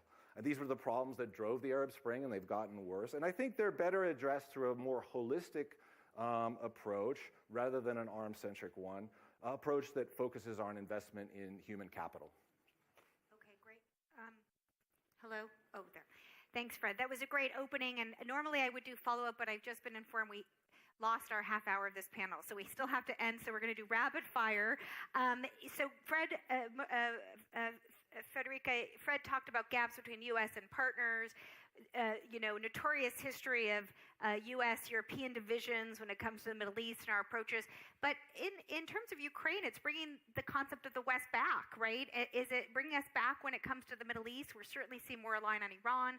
What's the picture from the European, where you're sitting in Europe? Do you have? Yes, now, Is it working? now it's working. Now, yes, okay. The situation in Europe is very grim in this moment. Poland had an attack just yesterday, so NATO is meeting right now in order to understand what to do. So this is, the situation. The war is really, felt in Europe. As Europeans, we have been always, of course, interested and super partners of the United States about the Middle East.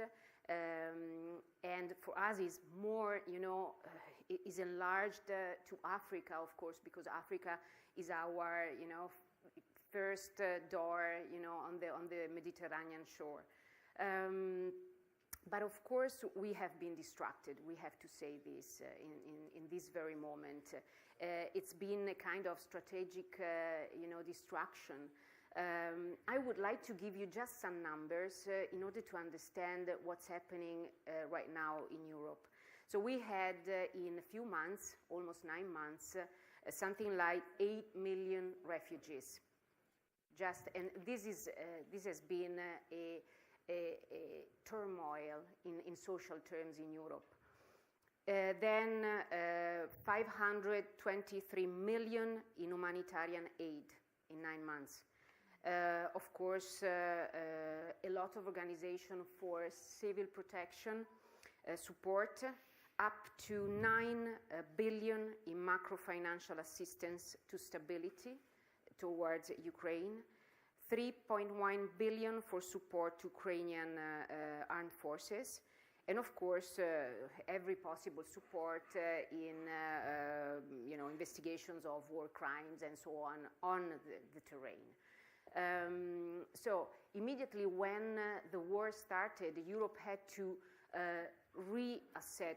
reorganize its idea of not only economy, not only relationship with the world, meaning Russia, meaning the Middle East, meaning China, meaning the United States, but also looking, internally and trying to understand what to do in terms of security. And that has been a big thought of our politicians, NATO. I was just reading yesterday that there was the decision just yesterday to launch the European Union military assistance missions to Ukraine, plus 60 million of euro to support Ukrainian capacity building of the armed forces.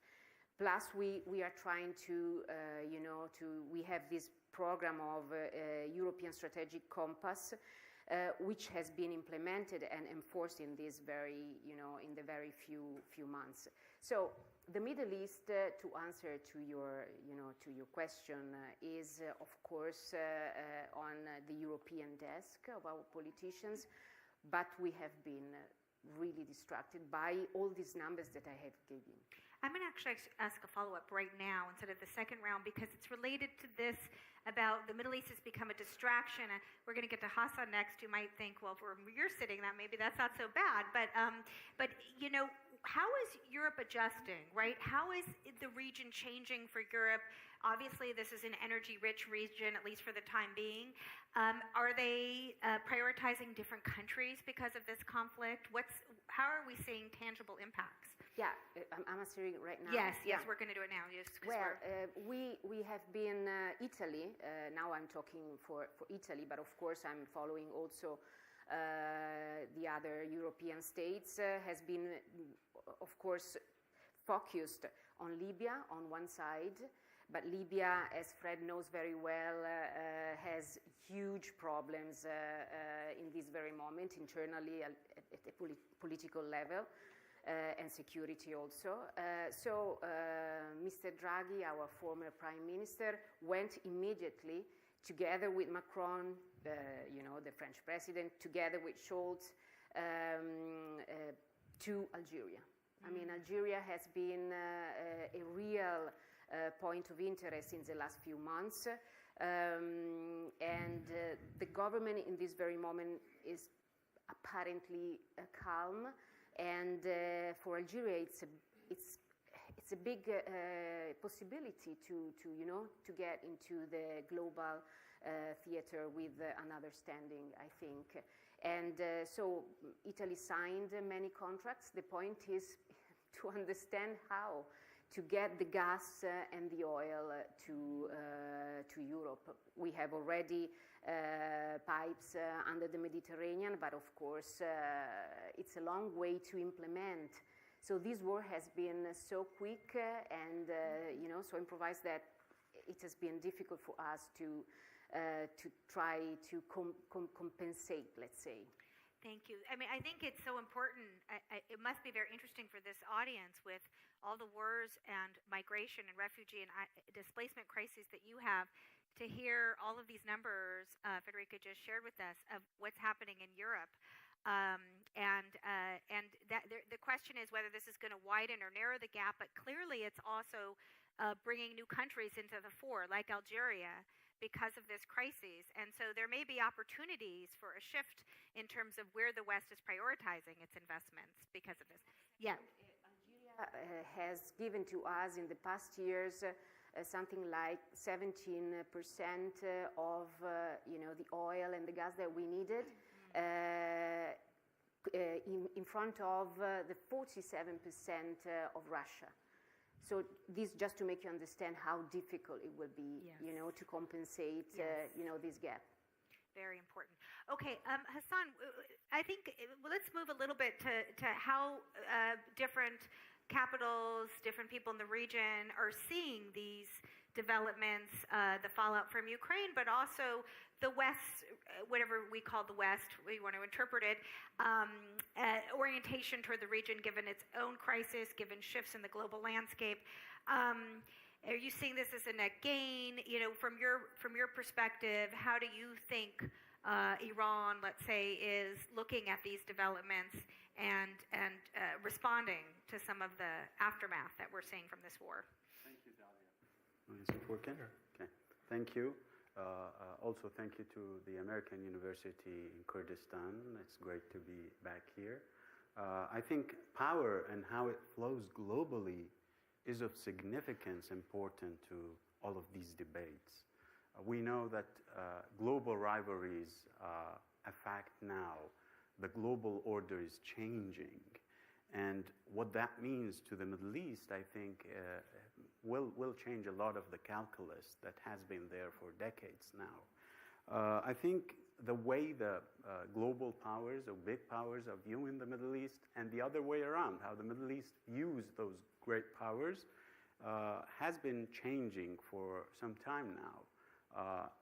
Be it a distraction, the Middle East as a distraction, or as an arena for the power competition globally is a big question, not only in Washington, but also in other capitals, in other big powers. And in the Middle East, the trust in the West as a guarantor, and the West specifically is the US and then Europe, of course, has been decreasing. And as a result of that, an inclination to engage new big powers has been on the rise in the region. The other concept that I think is very important, or the other fact that is very important, is that costs make difference, because you see, for decades, the gains in the Middle East for big powers to be present here overweighed the losses. Now it's the other way around. Big powers know that. Getting involved in the Middle East will cost them a lot, and without any clear image of the gains that they will make. Historically, it wasn't the case. So as a result of that, we see less interest on the part of a global power to get engaged in the Middle East. And I think parties that are willing to basically allocate more resources will have a bigger footprint moving forward in the region. But we know that the United States, I mean, the Trump rhetoric and everything, and other big powers are not that keen to allocate that much of resources to the region. That leaves us with more regional actorship and ownership of regional trends. And countries with big reserves or cost-efficient policies in the region will have a bigger footprint. And I think we know which countries have those capacities. The third element that I think is also very important in this is that prestige carries weight in the sense that it translates into leverage. The West's prestige in the region has been on decline for decades now. Lately, it has accelerated. This trend has accelerated. And I think there are many examples for that. The JCPOA, the fate of the JCPOA, US violation of it, and then inability of Europe to do anything about it, made it clear that the establishers of the rules-based system are working against it for Iran and many in the region, right? And the withdrawal, the catastrophic withdrawal from Afghanistan made it even worse. So the prestige is going away. And other big powers are competing with the West in that.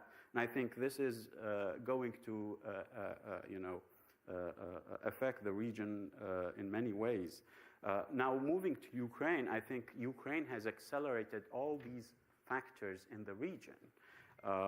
Now, it didn't bring up, strategic developments, but I think more cognitive or psychological developments have been, accelerated in this as a result of this crisis.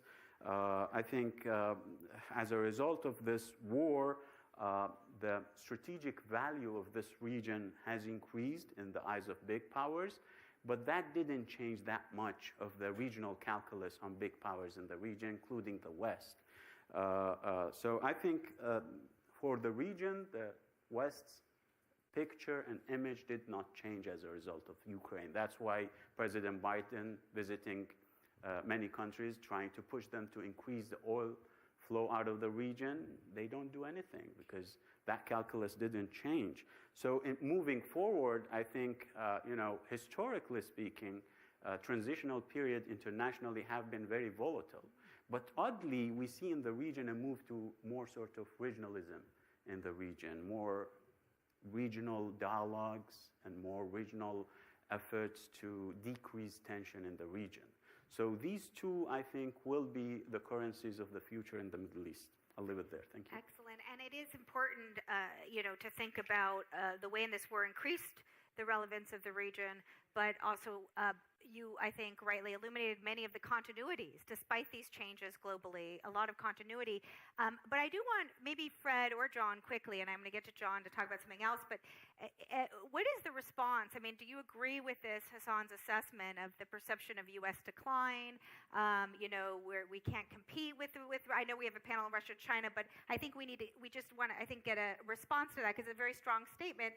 And, from the West, maybe some could argue, well, is Iran's prestige declining with, yes, there's lots happening in the region, but what Iran is doing with Russia in Ukraine could be, I don't know, that's an open question. Maybe that's, and think about that for the second round, maybe that's kind of eroding maybe some of its own prestige, one could argue. But any quick response to that assertion that we are seeing a decline, and many people in this room, we're going to get to you, I want to hear from the audience on that, of how you view the United States these days. I think Fred's phrase that they want countries to supplement but not supplant the United States is the way to see it.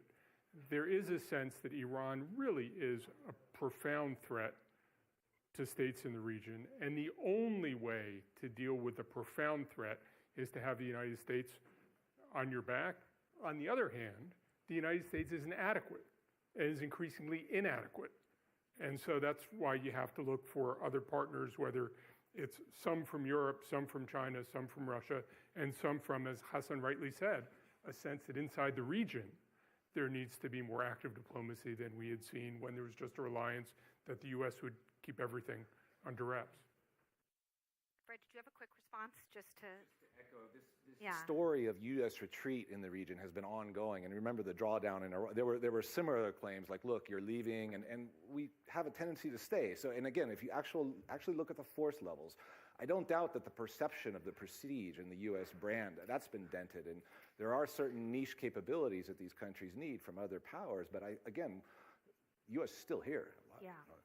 Well, and of course, there's the question of not just are we still here, but how we're here, and how all of the global and regional players, for that matter, are playing the field. So, John, I'm going to turn to you just to follow up a little more, and because you're so sharp and you're the one who can do this, and you're in the region often, I think we want to, maybe you could share with us what you're hearing from the neighborhood, especially from some of the closest U.S. Arab partners. You know, what do they want from the West, whether it's the U.S. or Europe? You know, and are these realistic? Fred kind of alluded, they're not always realistic asks, but they think they are, and you know, they're frustrated. There's mutual frustration. Maybe give us a sense of how they, from the neighborhood, how people on the ground are viewing things. Hey, I just caution whoever's doing the social media. I'm trying to reflect the region and not, you know, John Alterman says, the United States is a necessary partner, but not a reliable one, right? Knock it off. I'm doing what Dahlia asked me to do. The United States is a necessary partner, but not a reliable one for from the perspective of countries in the region. And it's also not a completely adequate one. So there is this need to supplement the U.S. role, the European role, and others, as I said, partly with China, partly with Russia, and partly with intra-regional diplomacy. I think from the perspective of the region, the United States opened up the region to Iranian aggression and then decided that it was not interested in energy anymore, it was interested in East Asia, and walked away from the region, turned its focus from the region. The Trump administration, on the one hand, sought to grow closer to the region and grow closer especially to the Gulf, while simultaneously arguing vociferously the United States' biggest mistake was getting involved in the Middle East, and we'd wasted $8 trillion trying to defend the Middle East. So how do you make sense of that if you're in the region and what the U.S. thinks actually matters? And then you have the Biden administration coming in, and from the perspective of Gulf allies, trying to get close to Iran and turning away from the Gulf partners who are reliant on the United States for security. I think the reality is that everybody in the region feels the United States is the only country that really can defend them from whatever Iran has up its sleeve. And as you know, Hassan, everybody in the region thinks Iran has negative designs on the region, whether Iran does or not. The perception is Iran has negative designs, and there's a perception that the region needs the United States to defend against that. But I think the willingness of the United States to do that is increasingly in doubt. And that pushes countries in the region to look for alternative. It forces them to explore ways to supplement this U.S. relationship. I think from the perspective of countries in the region, China is their number one trading partner. You're crazy not to have a relationship with China. Russia is a fellow major energy exporter. How can you not have a deep relationship with Russia? It just doesn't make sense. I think the region feels it doesn't have the luxury of turning away from potential partners, and especially at a time when the West is totally focused on the war in Ukraine, they feel vulnerability. Remember the attacks on Abqaiq and Khurais with Iranian drones and missiles coming at infrastructure, but the United States is saying all of our weapons are going to Europe. We don't have anything in the stockpiles because it's all going to Ukraine. So, of course, I think countries in the region are thinking we need to have more comprehensive relationships with more different partners. I think there's also a sense that this creates a need to avoid being at the crossroads of great power conflict because they do have to have relationships with everybody. I think we are on the brink of a period of increased dynamism in the Middle East. I am convinced that Middle Eastern governments and state-owned oil companies are going to be some of the largest investors in increasing oil capacity in a world where a lot of private investors aren't going to be willing to put money into oil infrastructure. That's going to mean that the share of energy for the world coming out of the Middle East is going to increase and not decrease. I think government revenues are going to go up before they go down, but there also is a sense that the energy transition is going to make revenues in the longer term go down. So there's an urgency in the region toward transforming economies, toward creating more robust private sectors, getting through corruption problems, all those things. And I think there's a sense that the region doesn't have the luxury of turning away. The region has to be in the position of welcoming in. I think there is a sense that they're going to need help from everybody. They will get help from the West, but they also will get help building infrastructure from China. They'll get help working with the Russians on what they can get the Russians on to manage energy issues. The solution is not going to be to double down on the West. The solution is going to be a more inclusive Middle East that bets its future on diverse relationships. Excellent. And you know, it's a question of how the U.S. reacts to that, because I think that's a really good overview of the realities that we're moving toward, which is there's not going to be either or. Fred alluded to this too. And, you know, Frederica, you talked about how the Middle East is increasing because of the energy needs in Europe. And it'll be interesting to see if Iran factors into that, given what's domestically happening in Iran, whether that puts a little bit of a complication. But we are in a new world, right? We're not the only player in town, and there's diversification across the board, diversification in the region. Hassan noted that, growing regionalism. And the question is the U.S. going to be, okay, that's fine. You know, maybe we can come to accommodation because it is getting more costly to intervene in this region. And, or we may be, no, we are getting outcompeted. And to kind of Fred's point. So it's still to be determined how the U.S. is going to react. But I think we're hearing from this panel really, really deep changes in what this global landscape is looking like and how the region is looking at the West. It's not the same playbook as the past. So that's a good segue, I think, to Aneta, our last speaker, on given this global security landscapes that's changed, and even before Ukraine, we had so many global pressures, supply chain issues. You know, what is your assessment of the world we're moving to and how the Middle East fits into this really altered landscape? And because we're at a time, maybe you can also focus the question of does it make sense to talk about the West anymore, even in this kind of very messy world? Thanks so much. Yeah, the mic is on. Thanks so much for hosting me here, for having me on this panel. Yes, as you say, the global security landscape is changing, and I think we really also need to push ourselves to look a little bit more ahead into the future. So let me talk about this in terms of three dimensions, the political one, the economic one, and the social one. So politically speaking, I mean, we tend to think about the balance of power. We heard before discussions around the multipolarity or bipolar nature of the world. Well, actually what we see and what we've heard on the panel is this stronger regional assertiveness, regional initiatives. And that actually doesn't just influence stability in the region. I would actually argue that it also influences, or it kind of challenges, the traditional views that we have of a liberal international order that is based on the cooperation of states, and especially the more powerful states. What we see in the region is that smaller states play a role, that non-state actors play a role, that civil society plays a huge role as mediators, for example, as really building peace also in the region. And that's something that changes the way we think about the world. And I'm very much in favor of also challenging this notion that there is a West and the rest of the world. It's much more complex than that. And it is more complex because the world is not just multipolar, as some people might say, it's actually multi-conceptual. There are many different ways or ideas in which we think about the liberal international order, and that is what we need to take into account when it comes to balance of power in the future.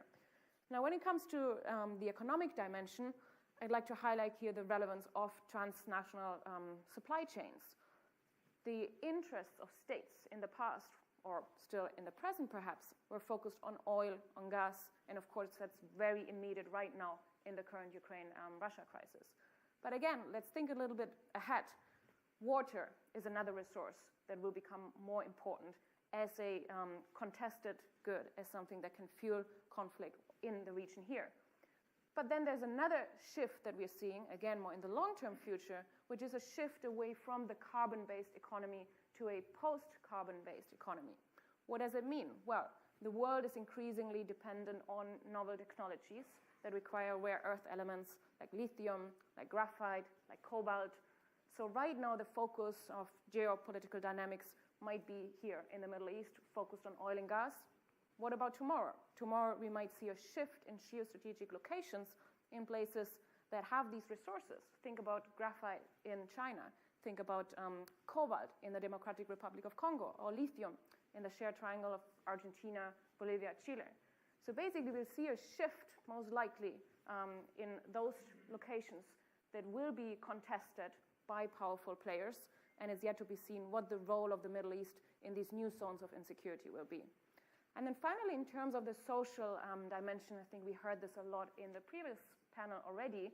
I think it's clear that we cannot ignore the experiences and perceptions of people on the ground. What does it mean for people on the ground to be in those zones of conflict, to experience insecurity? We've seen in the protests in Iran that people put pressure on their governments. We've also seen that this has implications not just for regional stability, but also globally. And of course, people also influence the way in which non-state actors, armed non-state actors, can or cannot consolidate themselves. We know that legitimacy is being perceived very differently on the ground, or the way that these actors are being perceived is sometimes considered legitimately on the ground, whereas outside actors would look at them very differently. Now that means people have a huge influence, and what we are seeing, for example, through the instant availability of information, and I may say misinformation as well, through social media, that means that grievances can spread very easily and can also be proliferated across different regions in the world. So what does it then mean? Well, I think it's clear that we cannot just stop here and think about the current crisis, which is, of course, front center everywhere, but we need to not just come through the next winter in terms of energy, oil and gas. We need to think about what the world requires really long-term in terms of energy, and of course also understand how those different dynamics interact with each other. I think that's a great segue. Thinking to the future is so important, and not just the here and now. And then there's the question of how Western powers or others in the region can help facilitate that preparation, right, in ways that are constructive for the region itself and, of course, for external powers. So I think that's a big question. Normally we had prepared a set of follow-on questions, but I am told we do have to end at 1, and I really do want to give a chance for the audience to ask questions to this really distinguished panel instead of me just following up with questions. I was going to focus on some policy issues, so think about that, audience, if you want to yourself ask. But why don't we take the last, it looks like we have about 20 minutes to hear from you all. And so please introduce yourself, and then if you're directing the question to one panelist or all, just let us know and try to mix it around. Is there a student with their hand up? We're going to ask for a student question first. I don't see. That's impressive. Okay, go. Let's go over. We'll start. I'll go. In the back. Okay, let's start with the student in the back, and then we'll go to the front row after.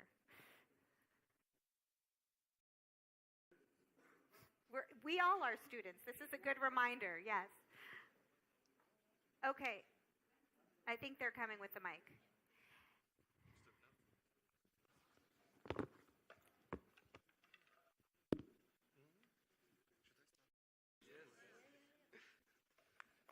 Good afternoon, everyone. My name is Binaf Abdurrahman. I'm a sophomore student at the American University of Kurdistan, majoring in international studies.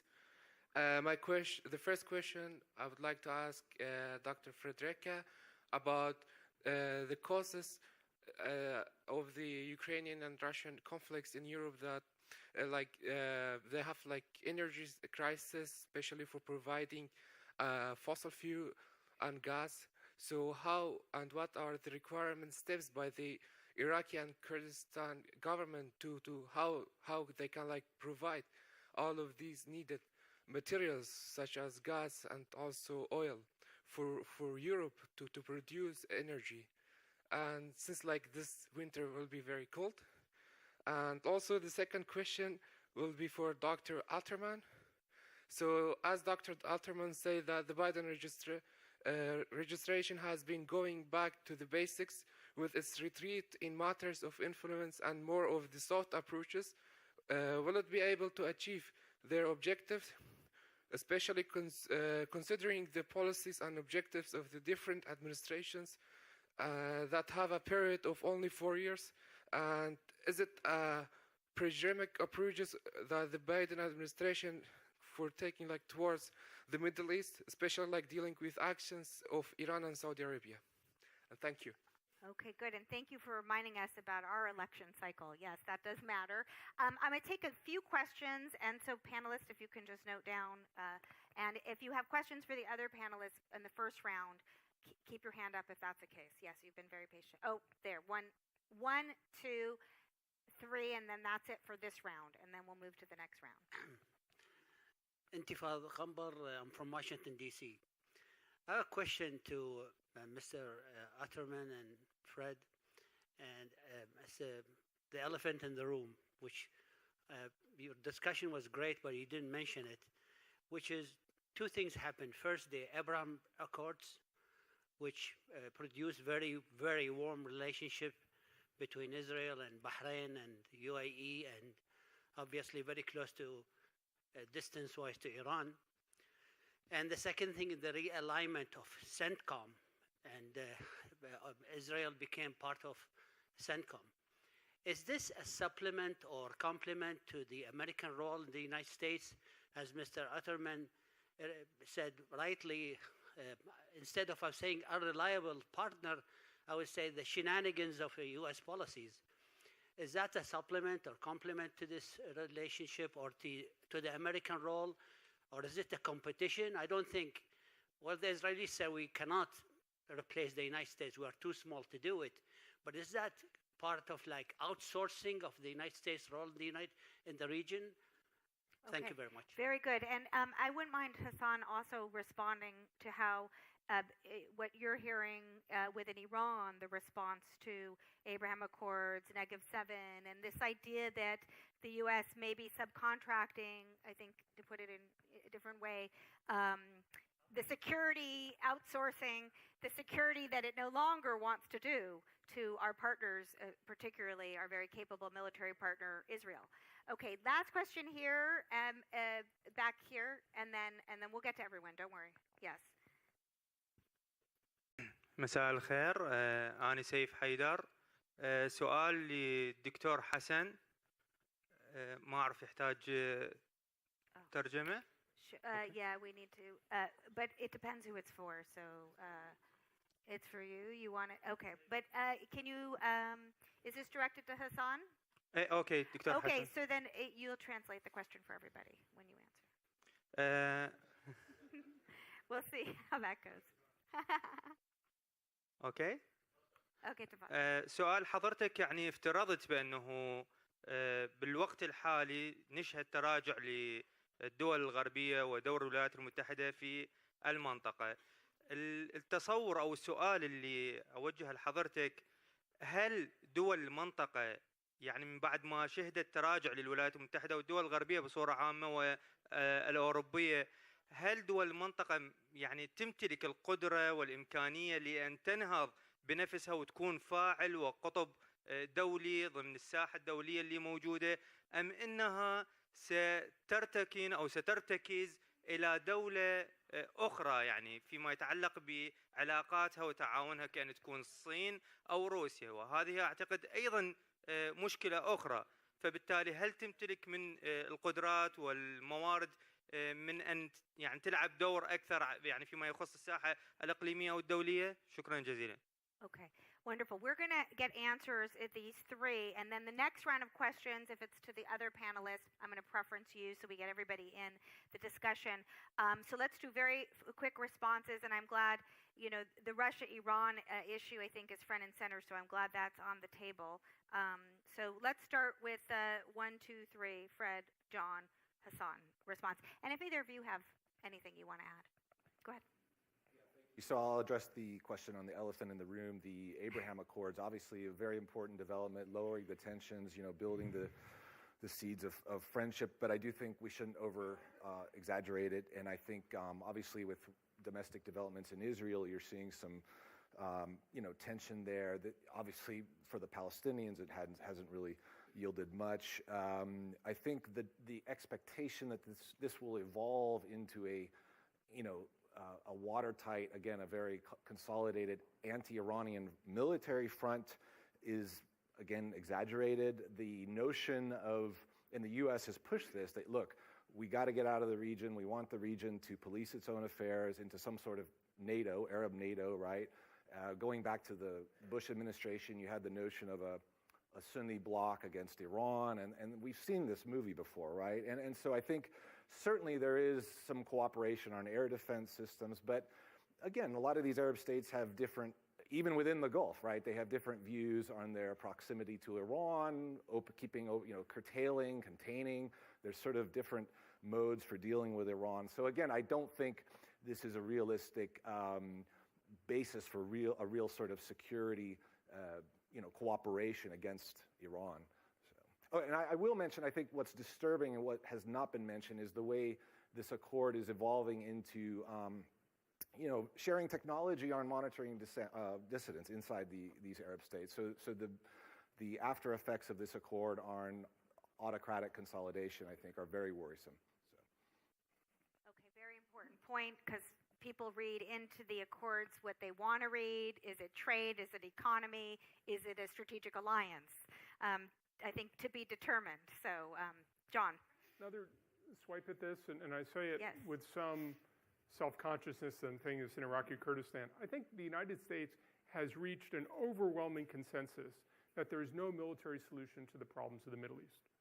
Right? There are military components to solving problems in the Middle East, but the Bush administration made a profound and fundamental mistake to think there were principally military solutions to the problems. And I think the Biden administration has been trying to rebalance. There's an article that Jake Sullivan co-wrote with Dan Ben-Aim that was in Foreign Affairs in May of 2000. I did an interview with Jake that's on the CSS website in June of 2000 about having a more holistic approach to the Middle East that talks more about economic diplomacy, more about statecraft. I think bringing Israel into CENTCOM is part of this.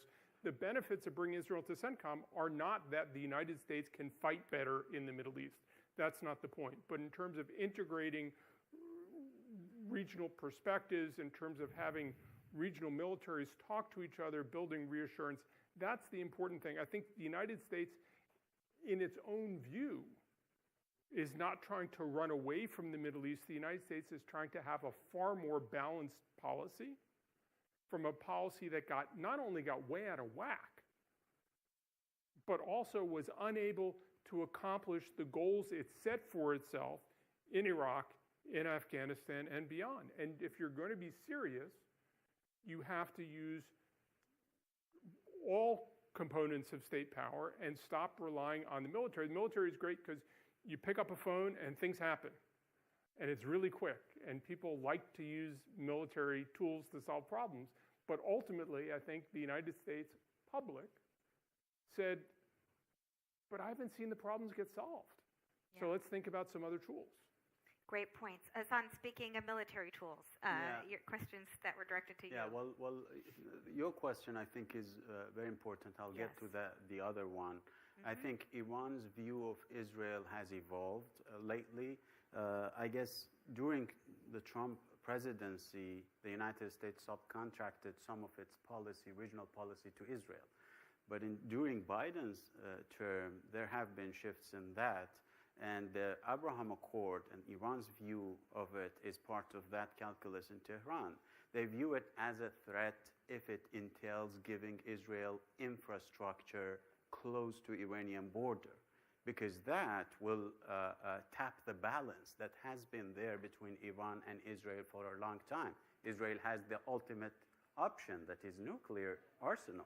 Iranians have a footprint close to Israel to balance that. Now, the Israelis moving closer to Iran would mean that balance is out. So the collapse of that balance is really problematic for the Iranians. That's why the Iranians have been dealing with it in two ways. First, capacity building. You've heard the hypersonic missile firing of the launch of the hypersonic missile that has to do with the notion of connected air defenses to make them inefficient in, against Iran. And second, politically, Iran has been trying to engage its neighborhood and trying to bridge gaps with its Arab neighbors. I think whether or not Iran's neighbors would give Israel the infrastructure is a key issue. And with regards to the question, he asked me about whether this transitional period means the region will be a bloc in global affairs or will it find another patron in the future. I think this relates to what John described, and I'd like to connect them. I think the regional actors, basically regional powers, have been trying to balance global powers, off against one another. So for them, balancing is the recipe for the future, their global engagement. Also, capacity building has been one answer to this question. What should we do moving forward? Now, they use different powers to provide them with technology, with what they need to build those capacities, but still, it's regionally driven, and I think it's very strong, not only in Iran, but also in the region. And thirdly, and here I differ with John, I think if it was 10 years ago, I would have agreed with you that the region, I agree that some in the region view Iran as a threat, but the response lately hasn't been an inclination to closer ties with the United States, but rather engaging Iran, and secondly, capacity building to balance off Iran. This is clear when it comes to Saudi Arabia and others in the region. Okay, good point. Lots of hedging, lots of maneuvering. Maybe some follow-on questions on the drone issue would be interesting. And we're going to get final words from everybody on the panel. I'm going to just take, we lost 30 minutes, and we're doing pretty well here, but we go a little bit over one. I just want to hear from everybody. So we're going to do very fast, very short questions. I'm going to go across the room, starting right to left. Yes. Oh, yes, right here. شكرا. شيرون شميراني، باحث في شأن العراقي من كردستان. سؤالي للدكتور حسن.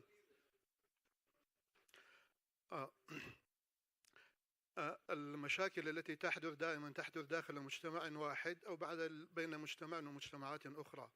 داخل المجتمع الواحد يوجد شيء اسمه الدستور لحل هذه الإشكاليات، وبين المجتمعات الأخرى على المستوى الدولي هنالك القانون الدولي. القانون الدولي هو الذي يحكم. قبل يومين ضربت صواريخ إقليم كردستان بصواريخ قادمة من إيران، وعندما القوات الإيرانية مثلا أو القريبة منها على الأراضي السورية تضرب تقصف كردستان. عندما دخل إقليم كردستان بعد أزمة الغاز في روسيا عبر قطر وتركيا لتصدير الغاز، ضرب صاحب شركة كار في إقليم منزل شركة كار في إقليم كردستان. على المستوى الدولي ما الذي يمنع؟ أولا، ما هو تعريف التدخل بين من دولة إلى دولة أخرى؟ وما الذي يمنع أن تلجأ إيران إلى القانون الدولي إلى مجلس الأمن وأن تقدم الشكوى مثلا على العراق على إقليم كردستان، وأن تسحب وزارة الخارجية وممثل إقليم كردستان إلى المجلس الأمن الدولي في نيويورك والاتفاق حول هذه الإشكاليات وحلها على المستوى الدولي، بدلا من قصف الصواريخ التي هي أرض لا تستعمل إلا في الحرب بين الدول. وشكرا. Excellent. So for those who were not on translation, or I don't know if all of you were, but the question I think was directed to Hassan about Iranian drones and missile attacks very close to home right here in Kurdistan, and why is that the response as opposed to dealing with things diplomatically, as far as I understood it. So I think there's a lot of questioning about how Iran is maneuvering in this region, right in their own neighborhood. Okay.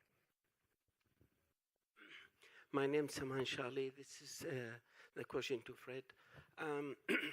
United States priorities change from Middle East, to Asia, China, and Russia economically before the Ukrainian war.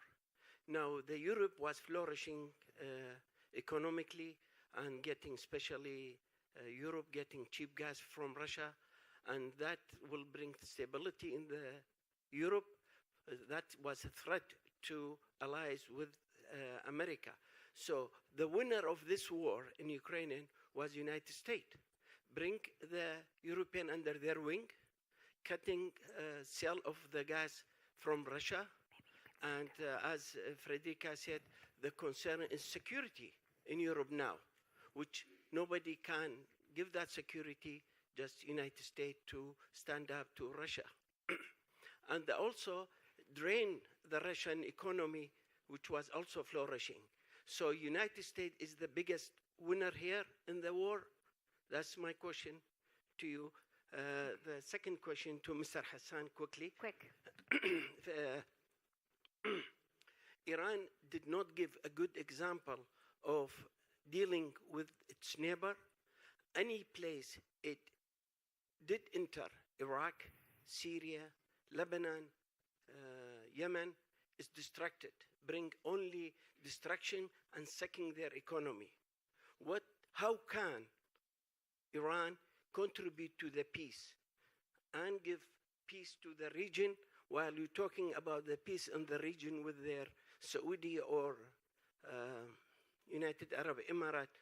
And the same time, the region see the biggest threat to them is Iran. How can contribute to the peace and also in the region in total and Abraham Accord too?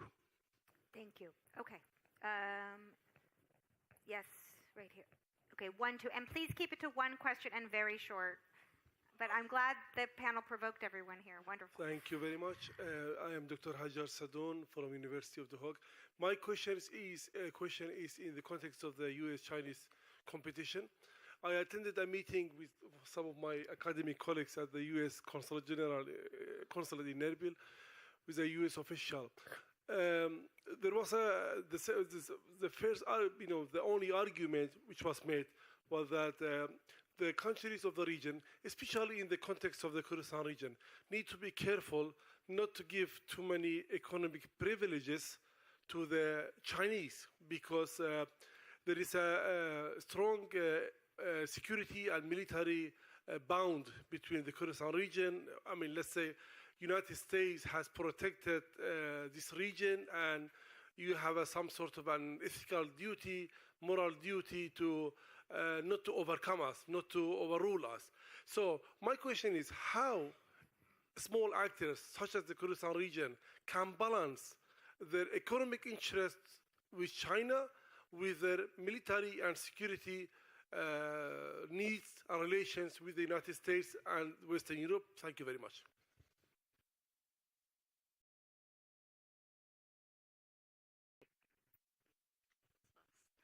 Hi, my name is Nargis Abbey, and I work with the Kurdistan Region Presidency.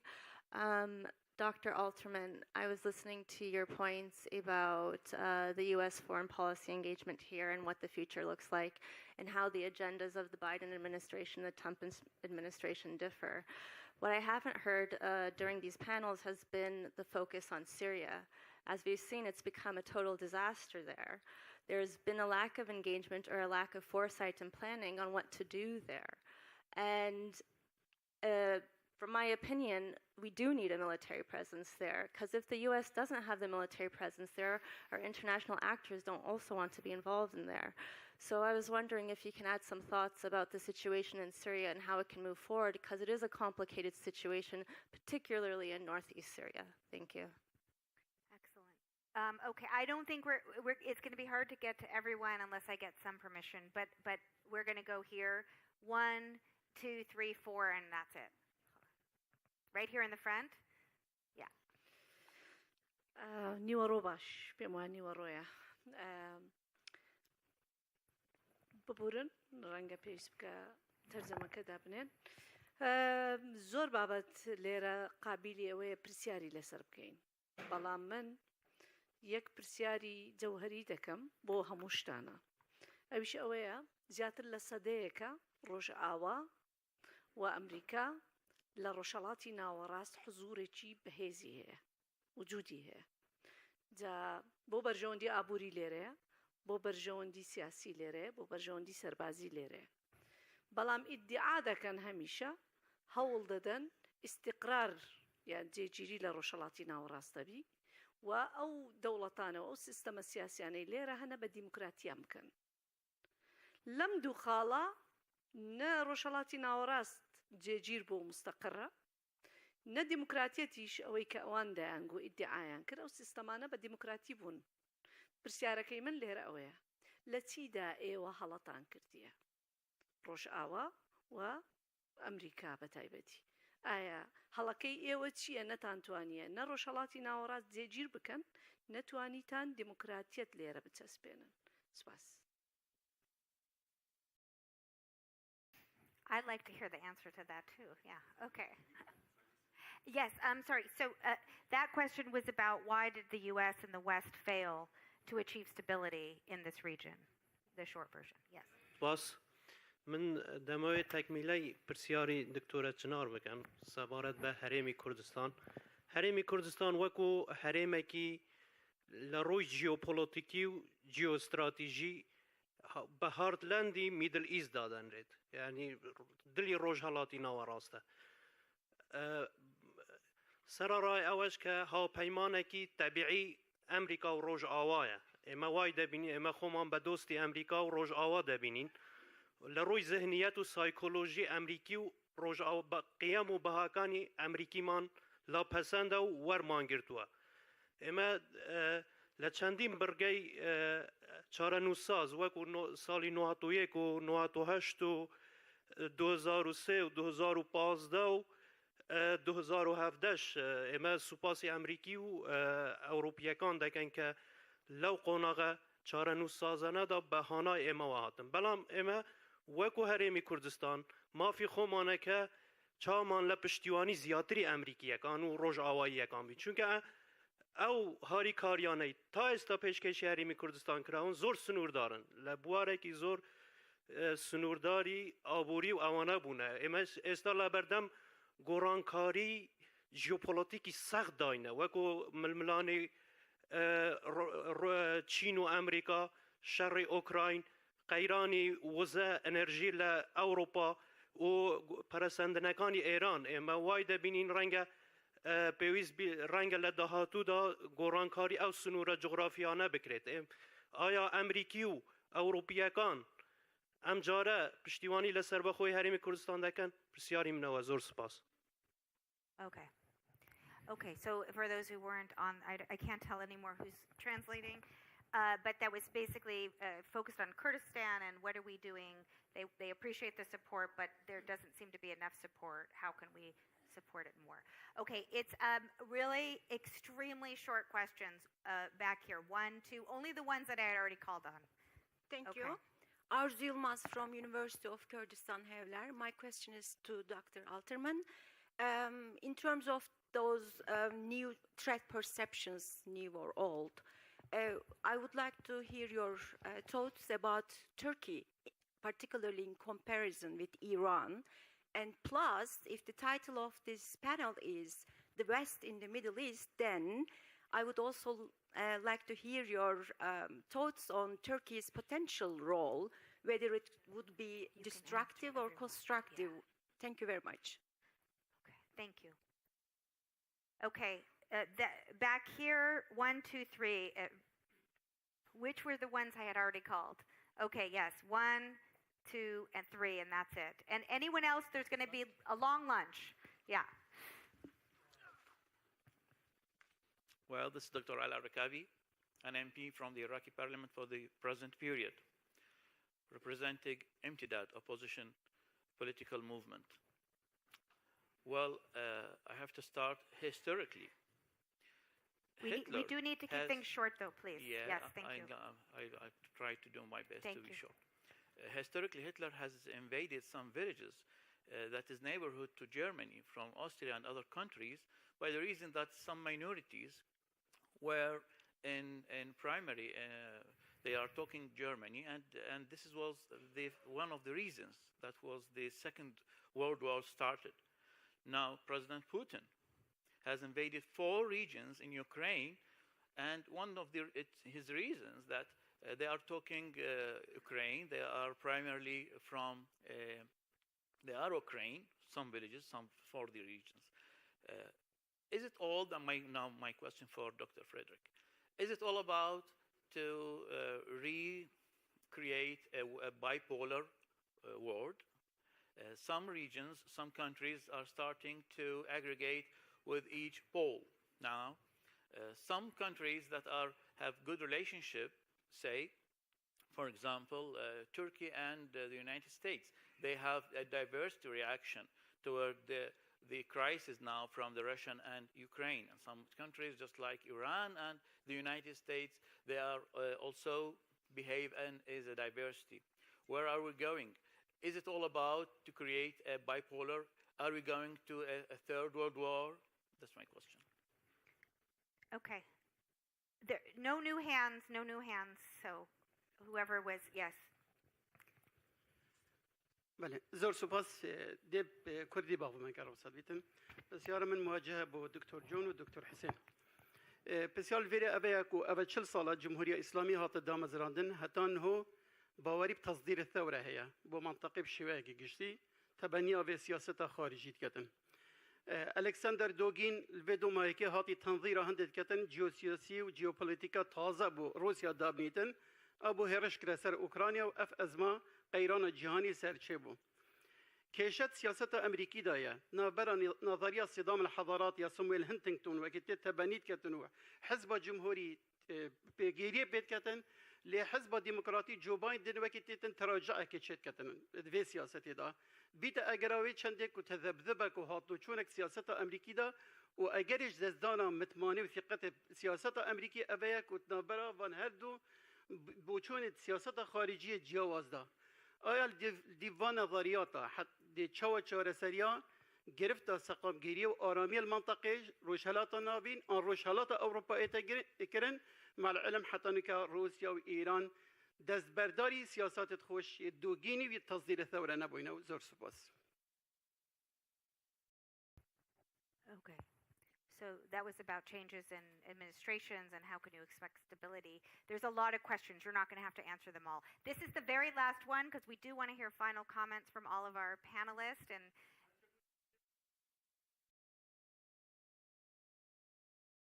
okay, do you want to retranslate it then for what you heard? Yes, I think there was an Iran. It was more of Iran focus, but I think he got it. Yes, he heard in Arabic. Yeah.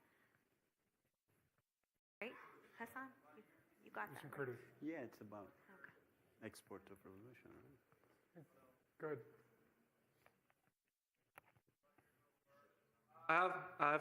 Vladimir Vilber, I have a question for Mr. Hassan. Why do you think the protests in Iran, they were started in the Kurdish regions and it exploded into other areas in Iran? And how do you think it will affect Iran's relations with Europe, with the negotiations over the nuclear deal? Because you see now a bad relation between Germany and Iran and France and other countries. Thank you. Okay, thank you for this short question. Thank you, everybody. I didn't mean to cut people off, but we're not out of time based on what we originally had, so we're doing well. And there's a lot of interesting questions. I'm going to direct the panel to pick and choose for your final comments. Your final comments will be a response to whichever of the questions you wanted. A big theme I heard again and again, which is, how can we prevent the inadequate ways in which the West, whether it's the U.S., Europe, or regional powers for that matter, Iran, how can we do better in the future? Because clearly we don't have stability in this region yet. So how can we prevent the failures of the past? And then on the flip side, and maybe we want to focus more positively, what can we do constructively, right, moving forward? How can we constructively engage this region to get better outcomes moving forward? So we'll go down. Why don't we start from left to right in this case with final words? Okay. Go ahead. Frederica. So first of all, answering to our student, I would be very quick. Let's say that we would really appreciate an help from, in terms of energy from Iraq, but unfortunately, geography is destiny. And so that's why we went directly to Algeria, because it's just in front of Italian shores. And of course, it's better for us, but we can talk about that lately. About the very interesting questions of the lady here on why we failed in, bringing here democracy and stability. I think that the first mistake has been about the idea of exporting democracy. So we have, in some way, at this point, democracy, but we reached that in centuries.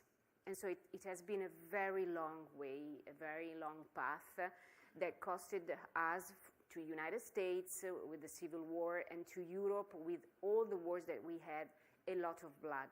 So I think that every country needs to find its way for this, and we can just help.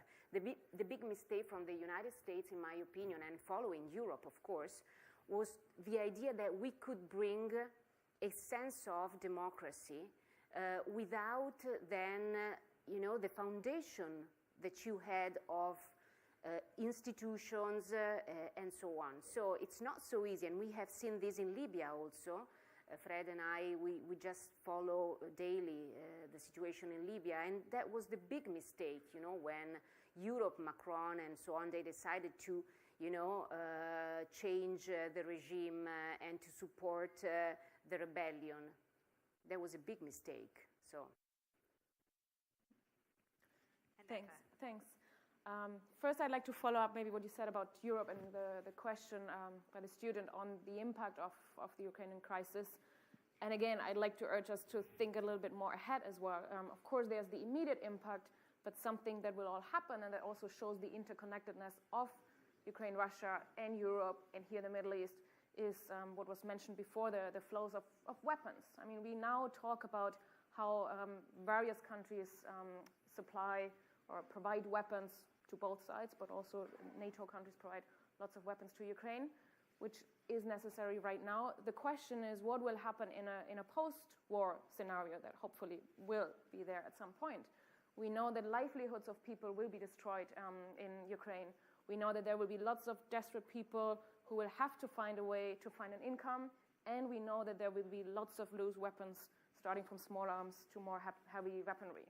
Now, it's quite likely, if we don't have a plan for this right now, that these weapons will be sold to the highest bidder, that these weapons will fall into the hands of criminals, of armed groups, not just across the border in other parts of Europe, but also here in the region. So that's just something to think ahead in terms of how those illicit flows or supply chains, if you want, how they will be a potential threat, not just in Europe, but also across the region here that we need to think about right now.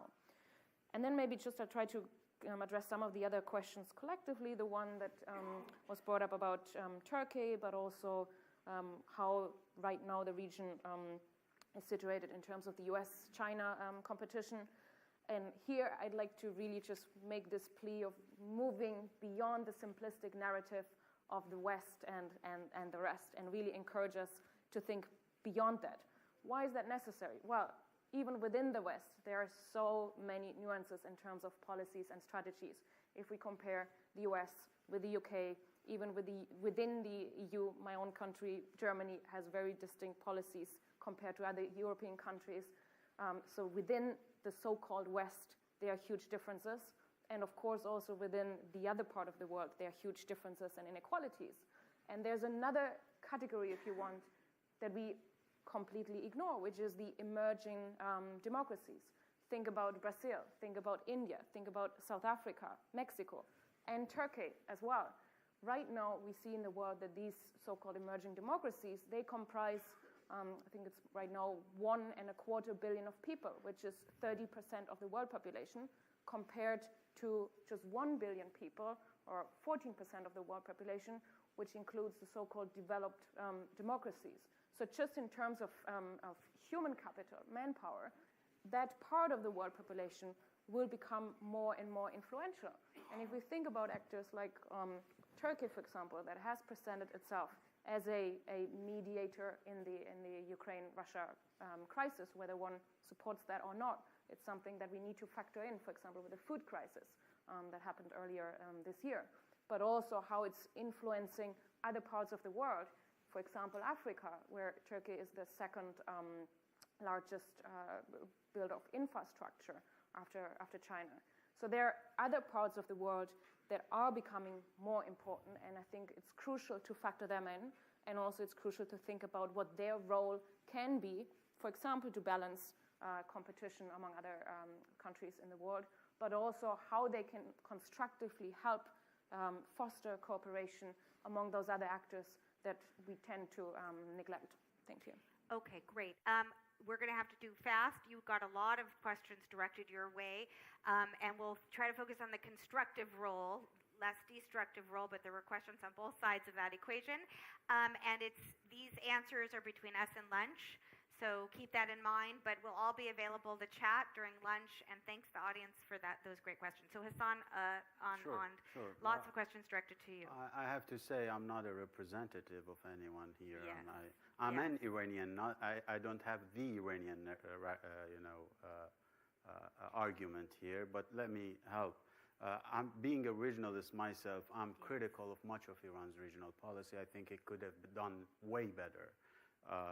I think much of the questions also, I can link them. So criticizing Iran's policy is, we have much debates on that internally.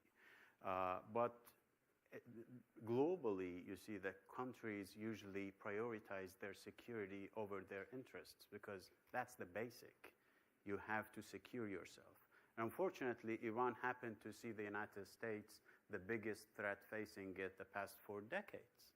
And many of its neighbors are allied to the United States. That's the biggest, I think, gap between it has been between it and its neighbors. Not all of them, of course. It has good relations with many of its neighbors as well. But this is the case, I think. And previously, I mean, out of experience, the Iranians have, got to the conclusion that it's not international law that makes right. The United States, violated international law and imposed unilateral sanctions and affected Iranians' daily life. I mean, put aside the political system. So it's power that matters. And the Iranians, after 4 decades, have got to this conclusion very clearly. You have to be powerful to protect your rights. So, I mean, looking around, Iran's presence in Iraq vis-a-vis ISIS was not also UN sanctioned. It was out of a call, and the Iranian went in. U.S. presence in Syria is not UN sanctioned. So it's power that matters. And the Iranians, out of their dealings with the realities in the region, have got to this conclusion. Now, they are trying to balance between good relations and projecting power for deterrence purposes vis-a-vis the United States and Israel. That has worked at some cases, and it didn't at other cases. But anyways, we are where we are because of this, balance, which is very delicate and it's not easy to play. With regards to the, export of revolution, I think it's not only export of the revolution. What matters is that after the revolution of '79, the Iranians were excluded from regional order by the United States. So they decided to build a parallel regional order and to play the central role in it. The results of which, after 4 decades, is the axis of resistance. Now you can say, as I hear back home in Tehran, well, wherever countries turn to Iran, the United States make them suffer. The gentleman is saying, wherever Iran goes, people suffer. These are, I don't buy these arguments. But in general, the Iranians have been struggling to come up with an order that can serve them, protect them, and deter the United States that is the biggest threat according to their mentality. I usually don't comment on internal affairs because it's very toxic. Whatever you say is picked by one side, and I try to distance myself and stick to foreign policy, which is my field. But out of respect, I would, talk a little bit about it. I think the reason why, there are many problems, and people have many demands. So, the ground was there for a protest in Iran, as has been in the past, and we've seen many of protests in the past several years. Traveling to Tehran, That's why I think that played a key role in the incident there. So I think this is not the basic. I think the demands are national for some changes, for some reforms, but that trigger has played a key role, I think, in there. When it comes to Iran's foreign policy, I don't think that will affect much. Of course, the European Union, European countries have been criticizing the Iranians and their way of dealing with these protests. The relationship with Germany, with France, I think, are going down. But on the part of Iran and the expectation that Iran will change its policy, previous occasions tell us that this is not the case. And Iranians usually, the Iranian recipe for pressure is counter-pressure or resistance. This is a strategic culture that I think we've seen it time and time again over the past 4 decades. That will be the case in the future as well. Okay, John and Fred, we're counting on you for some what we could do positively, including vis-a-vis Iran.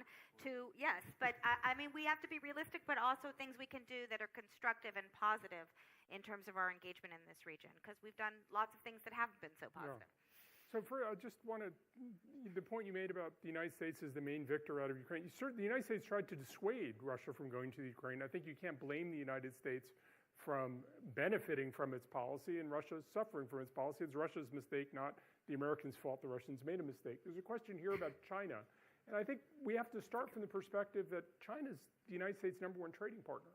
So we're not trying to tell people not to deal with China at all, but I think there's also a sense that China has a broader strategy that you have to be aware of, and the United States has a foreign policy that has been built fundamentally on having a broader shared purpose among partners and allies. And I think countries, and Fred touched on this, but countries have to decide whether you're part of the broader shared purpose of the United States in that category, or you're just a transactional partner that's transactional. And I think that's up for countries to decide what they want to do. On Syria, I totally agree with you that the U.S. presence in northeastern Syria is important. The presence doesn't create a solution. And there's, of course, there are issues in the Northeast, there are issues in the Northwest, which are very volatile. I think my read of the administration when I talk to people is they sense this problem can't be fixed now. If we pull out, it would be worse now. But in terms of a solution, the solution is going to have to wait until there's a changing situation on the chessboard. Something happens with Iran, something happens with Russia, something happens elsewhere that changes the situation in Syria that provides opportunities for the U.S. to move forward. Turkey is really interesting. I think the last 3 American presidents have thought Turkey is a key, and we just have to figure out a way to engage properly with Turkey. It's a NATO ally. It's a natural, and presidents have been frustrated. They haven't been able to get the partnership with Turkey to do the things they wanted to do. I think that opportunity is there.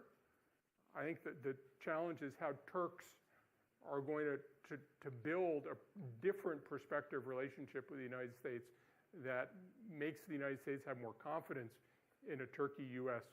partnership. Because I think that there's a sort of, the geometry favors the United States being closer to Turkey and not having the sort of tension that we've generally seen. On your question of sort of how can anybody make sense of American politics going back and forth like a ping pong ball? I think the reality is that the Obama administration and the Trump administration and the Biden administration's strategy toward the Middle East had a lot of consistencies. And one of those consistencies is the solution to everything can't be sending more American troops. I think that to me, the way to deal with the inconsistency is to say, what are the consistencies that are still there? And I think this consensus that there's an over-reliance on the use of force in the Middle East is a consistency. It will be enduring, and partners in the Middle East have to find ways to engage other parts of U.S. policy, other parts of the U.S. imagination to build partnerships to go forward into the future. The U.S. isn't walking away from the Middle East, but the U.S. isn't going to put the bulk of its military resources into the Middle East because of a sense that you can put infinite resources for infinite time and the problems won't go away. In fact, some of the problems are going to get worse. Great. Last word, Fred. Very brief and hopefully constructive. So to the point about from the Member of Parliament about a return to a bipolar world, again, I think the train has left the station. It's impossible. The U.S. has to live with multipolarity. We've heard about the diversity of the global order, aspiring regional powers who are acting like great powers, and this is the reality we're in. And so the U.S. has to be comfortable with diversification among its partners. I don't think it should be imposing stark choices on allies. It has to be comfortable with trade from China while still engaging on the security front with certain allies. Again, and turning to the question in the front row about why has the West failed to achieve stability and democracy in the Middle East, again, my first point is that may attribute too much responsibility and agency and authority to the West, right, in terms of shaping local dynamics. Regimes in the region bear a huge share of the responsibility for what's happening. And again, we have to look at the catalyst for the Arab Spring, about which we've discussed. And so I do think the U.S. is guilty of ambitious projects, like we've heard about regime change and democratization through the use of force. More broadly, I think the U.S. has approached the region with a series of lenses that do not capture the reality on the ground of societies, below the level of state. And those lenses were first the Cold War. Then we went to, the war on terror. Then we went to sort of the contain Iran lens. And now we're back to sort of, great power rivalry. And all those are sort of at the level of states and regimes where the real level of analysis and engagement should be at societies. And that's where there is a potential for real instability, and we've talked about that. Those drivers have not gone away, the drivers of the Arab Spring. So again, I will just close with a plea for a more holistic approach to the region. I agree the U.S. has abandoned use of force by its own forces in the region, but I do think there's still a dangerous securitization under the guise of arms sales, right? We're still pumping weapons into the region, and okay, we're not doing it ourselves, but we're giving that capability to partners with the expectation that they will use it responsibly, but they haven't, right? So we're still contributing to instability, even if U.S. troops are not on the ground. Again, I agree with Federica that we shouldn't be, expecting overnight success with democratization, but I do think the opposite of sort of the back to basics approach, which is sort of the low expectations, right? This region isn't ready, and we've heard these sort of Orientalist arguments. That's false as well. I think it's not unreasonable for us to promote incrementally things like the rule of law, things like support to civil society, things like educational institutions like this university. So I'll just close on hopefully that positive note. So I love that. That's great. And this kind of dialogue, this is what we need more of. And so thank you for participating in the dialogue. So many interesting questions. I'm sorry if we didn't get to everyone. Thanks to our panel. Please enjoy lunch. I'm sorry we went, we went our time, but a little over. Thank you.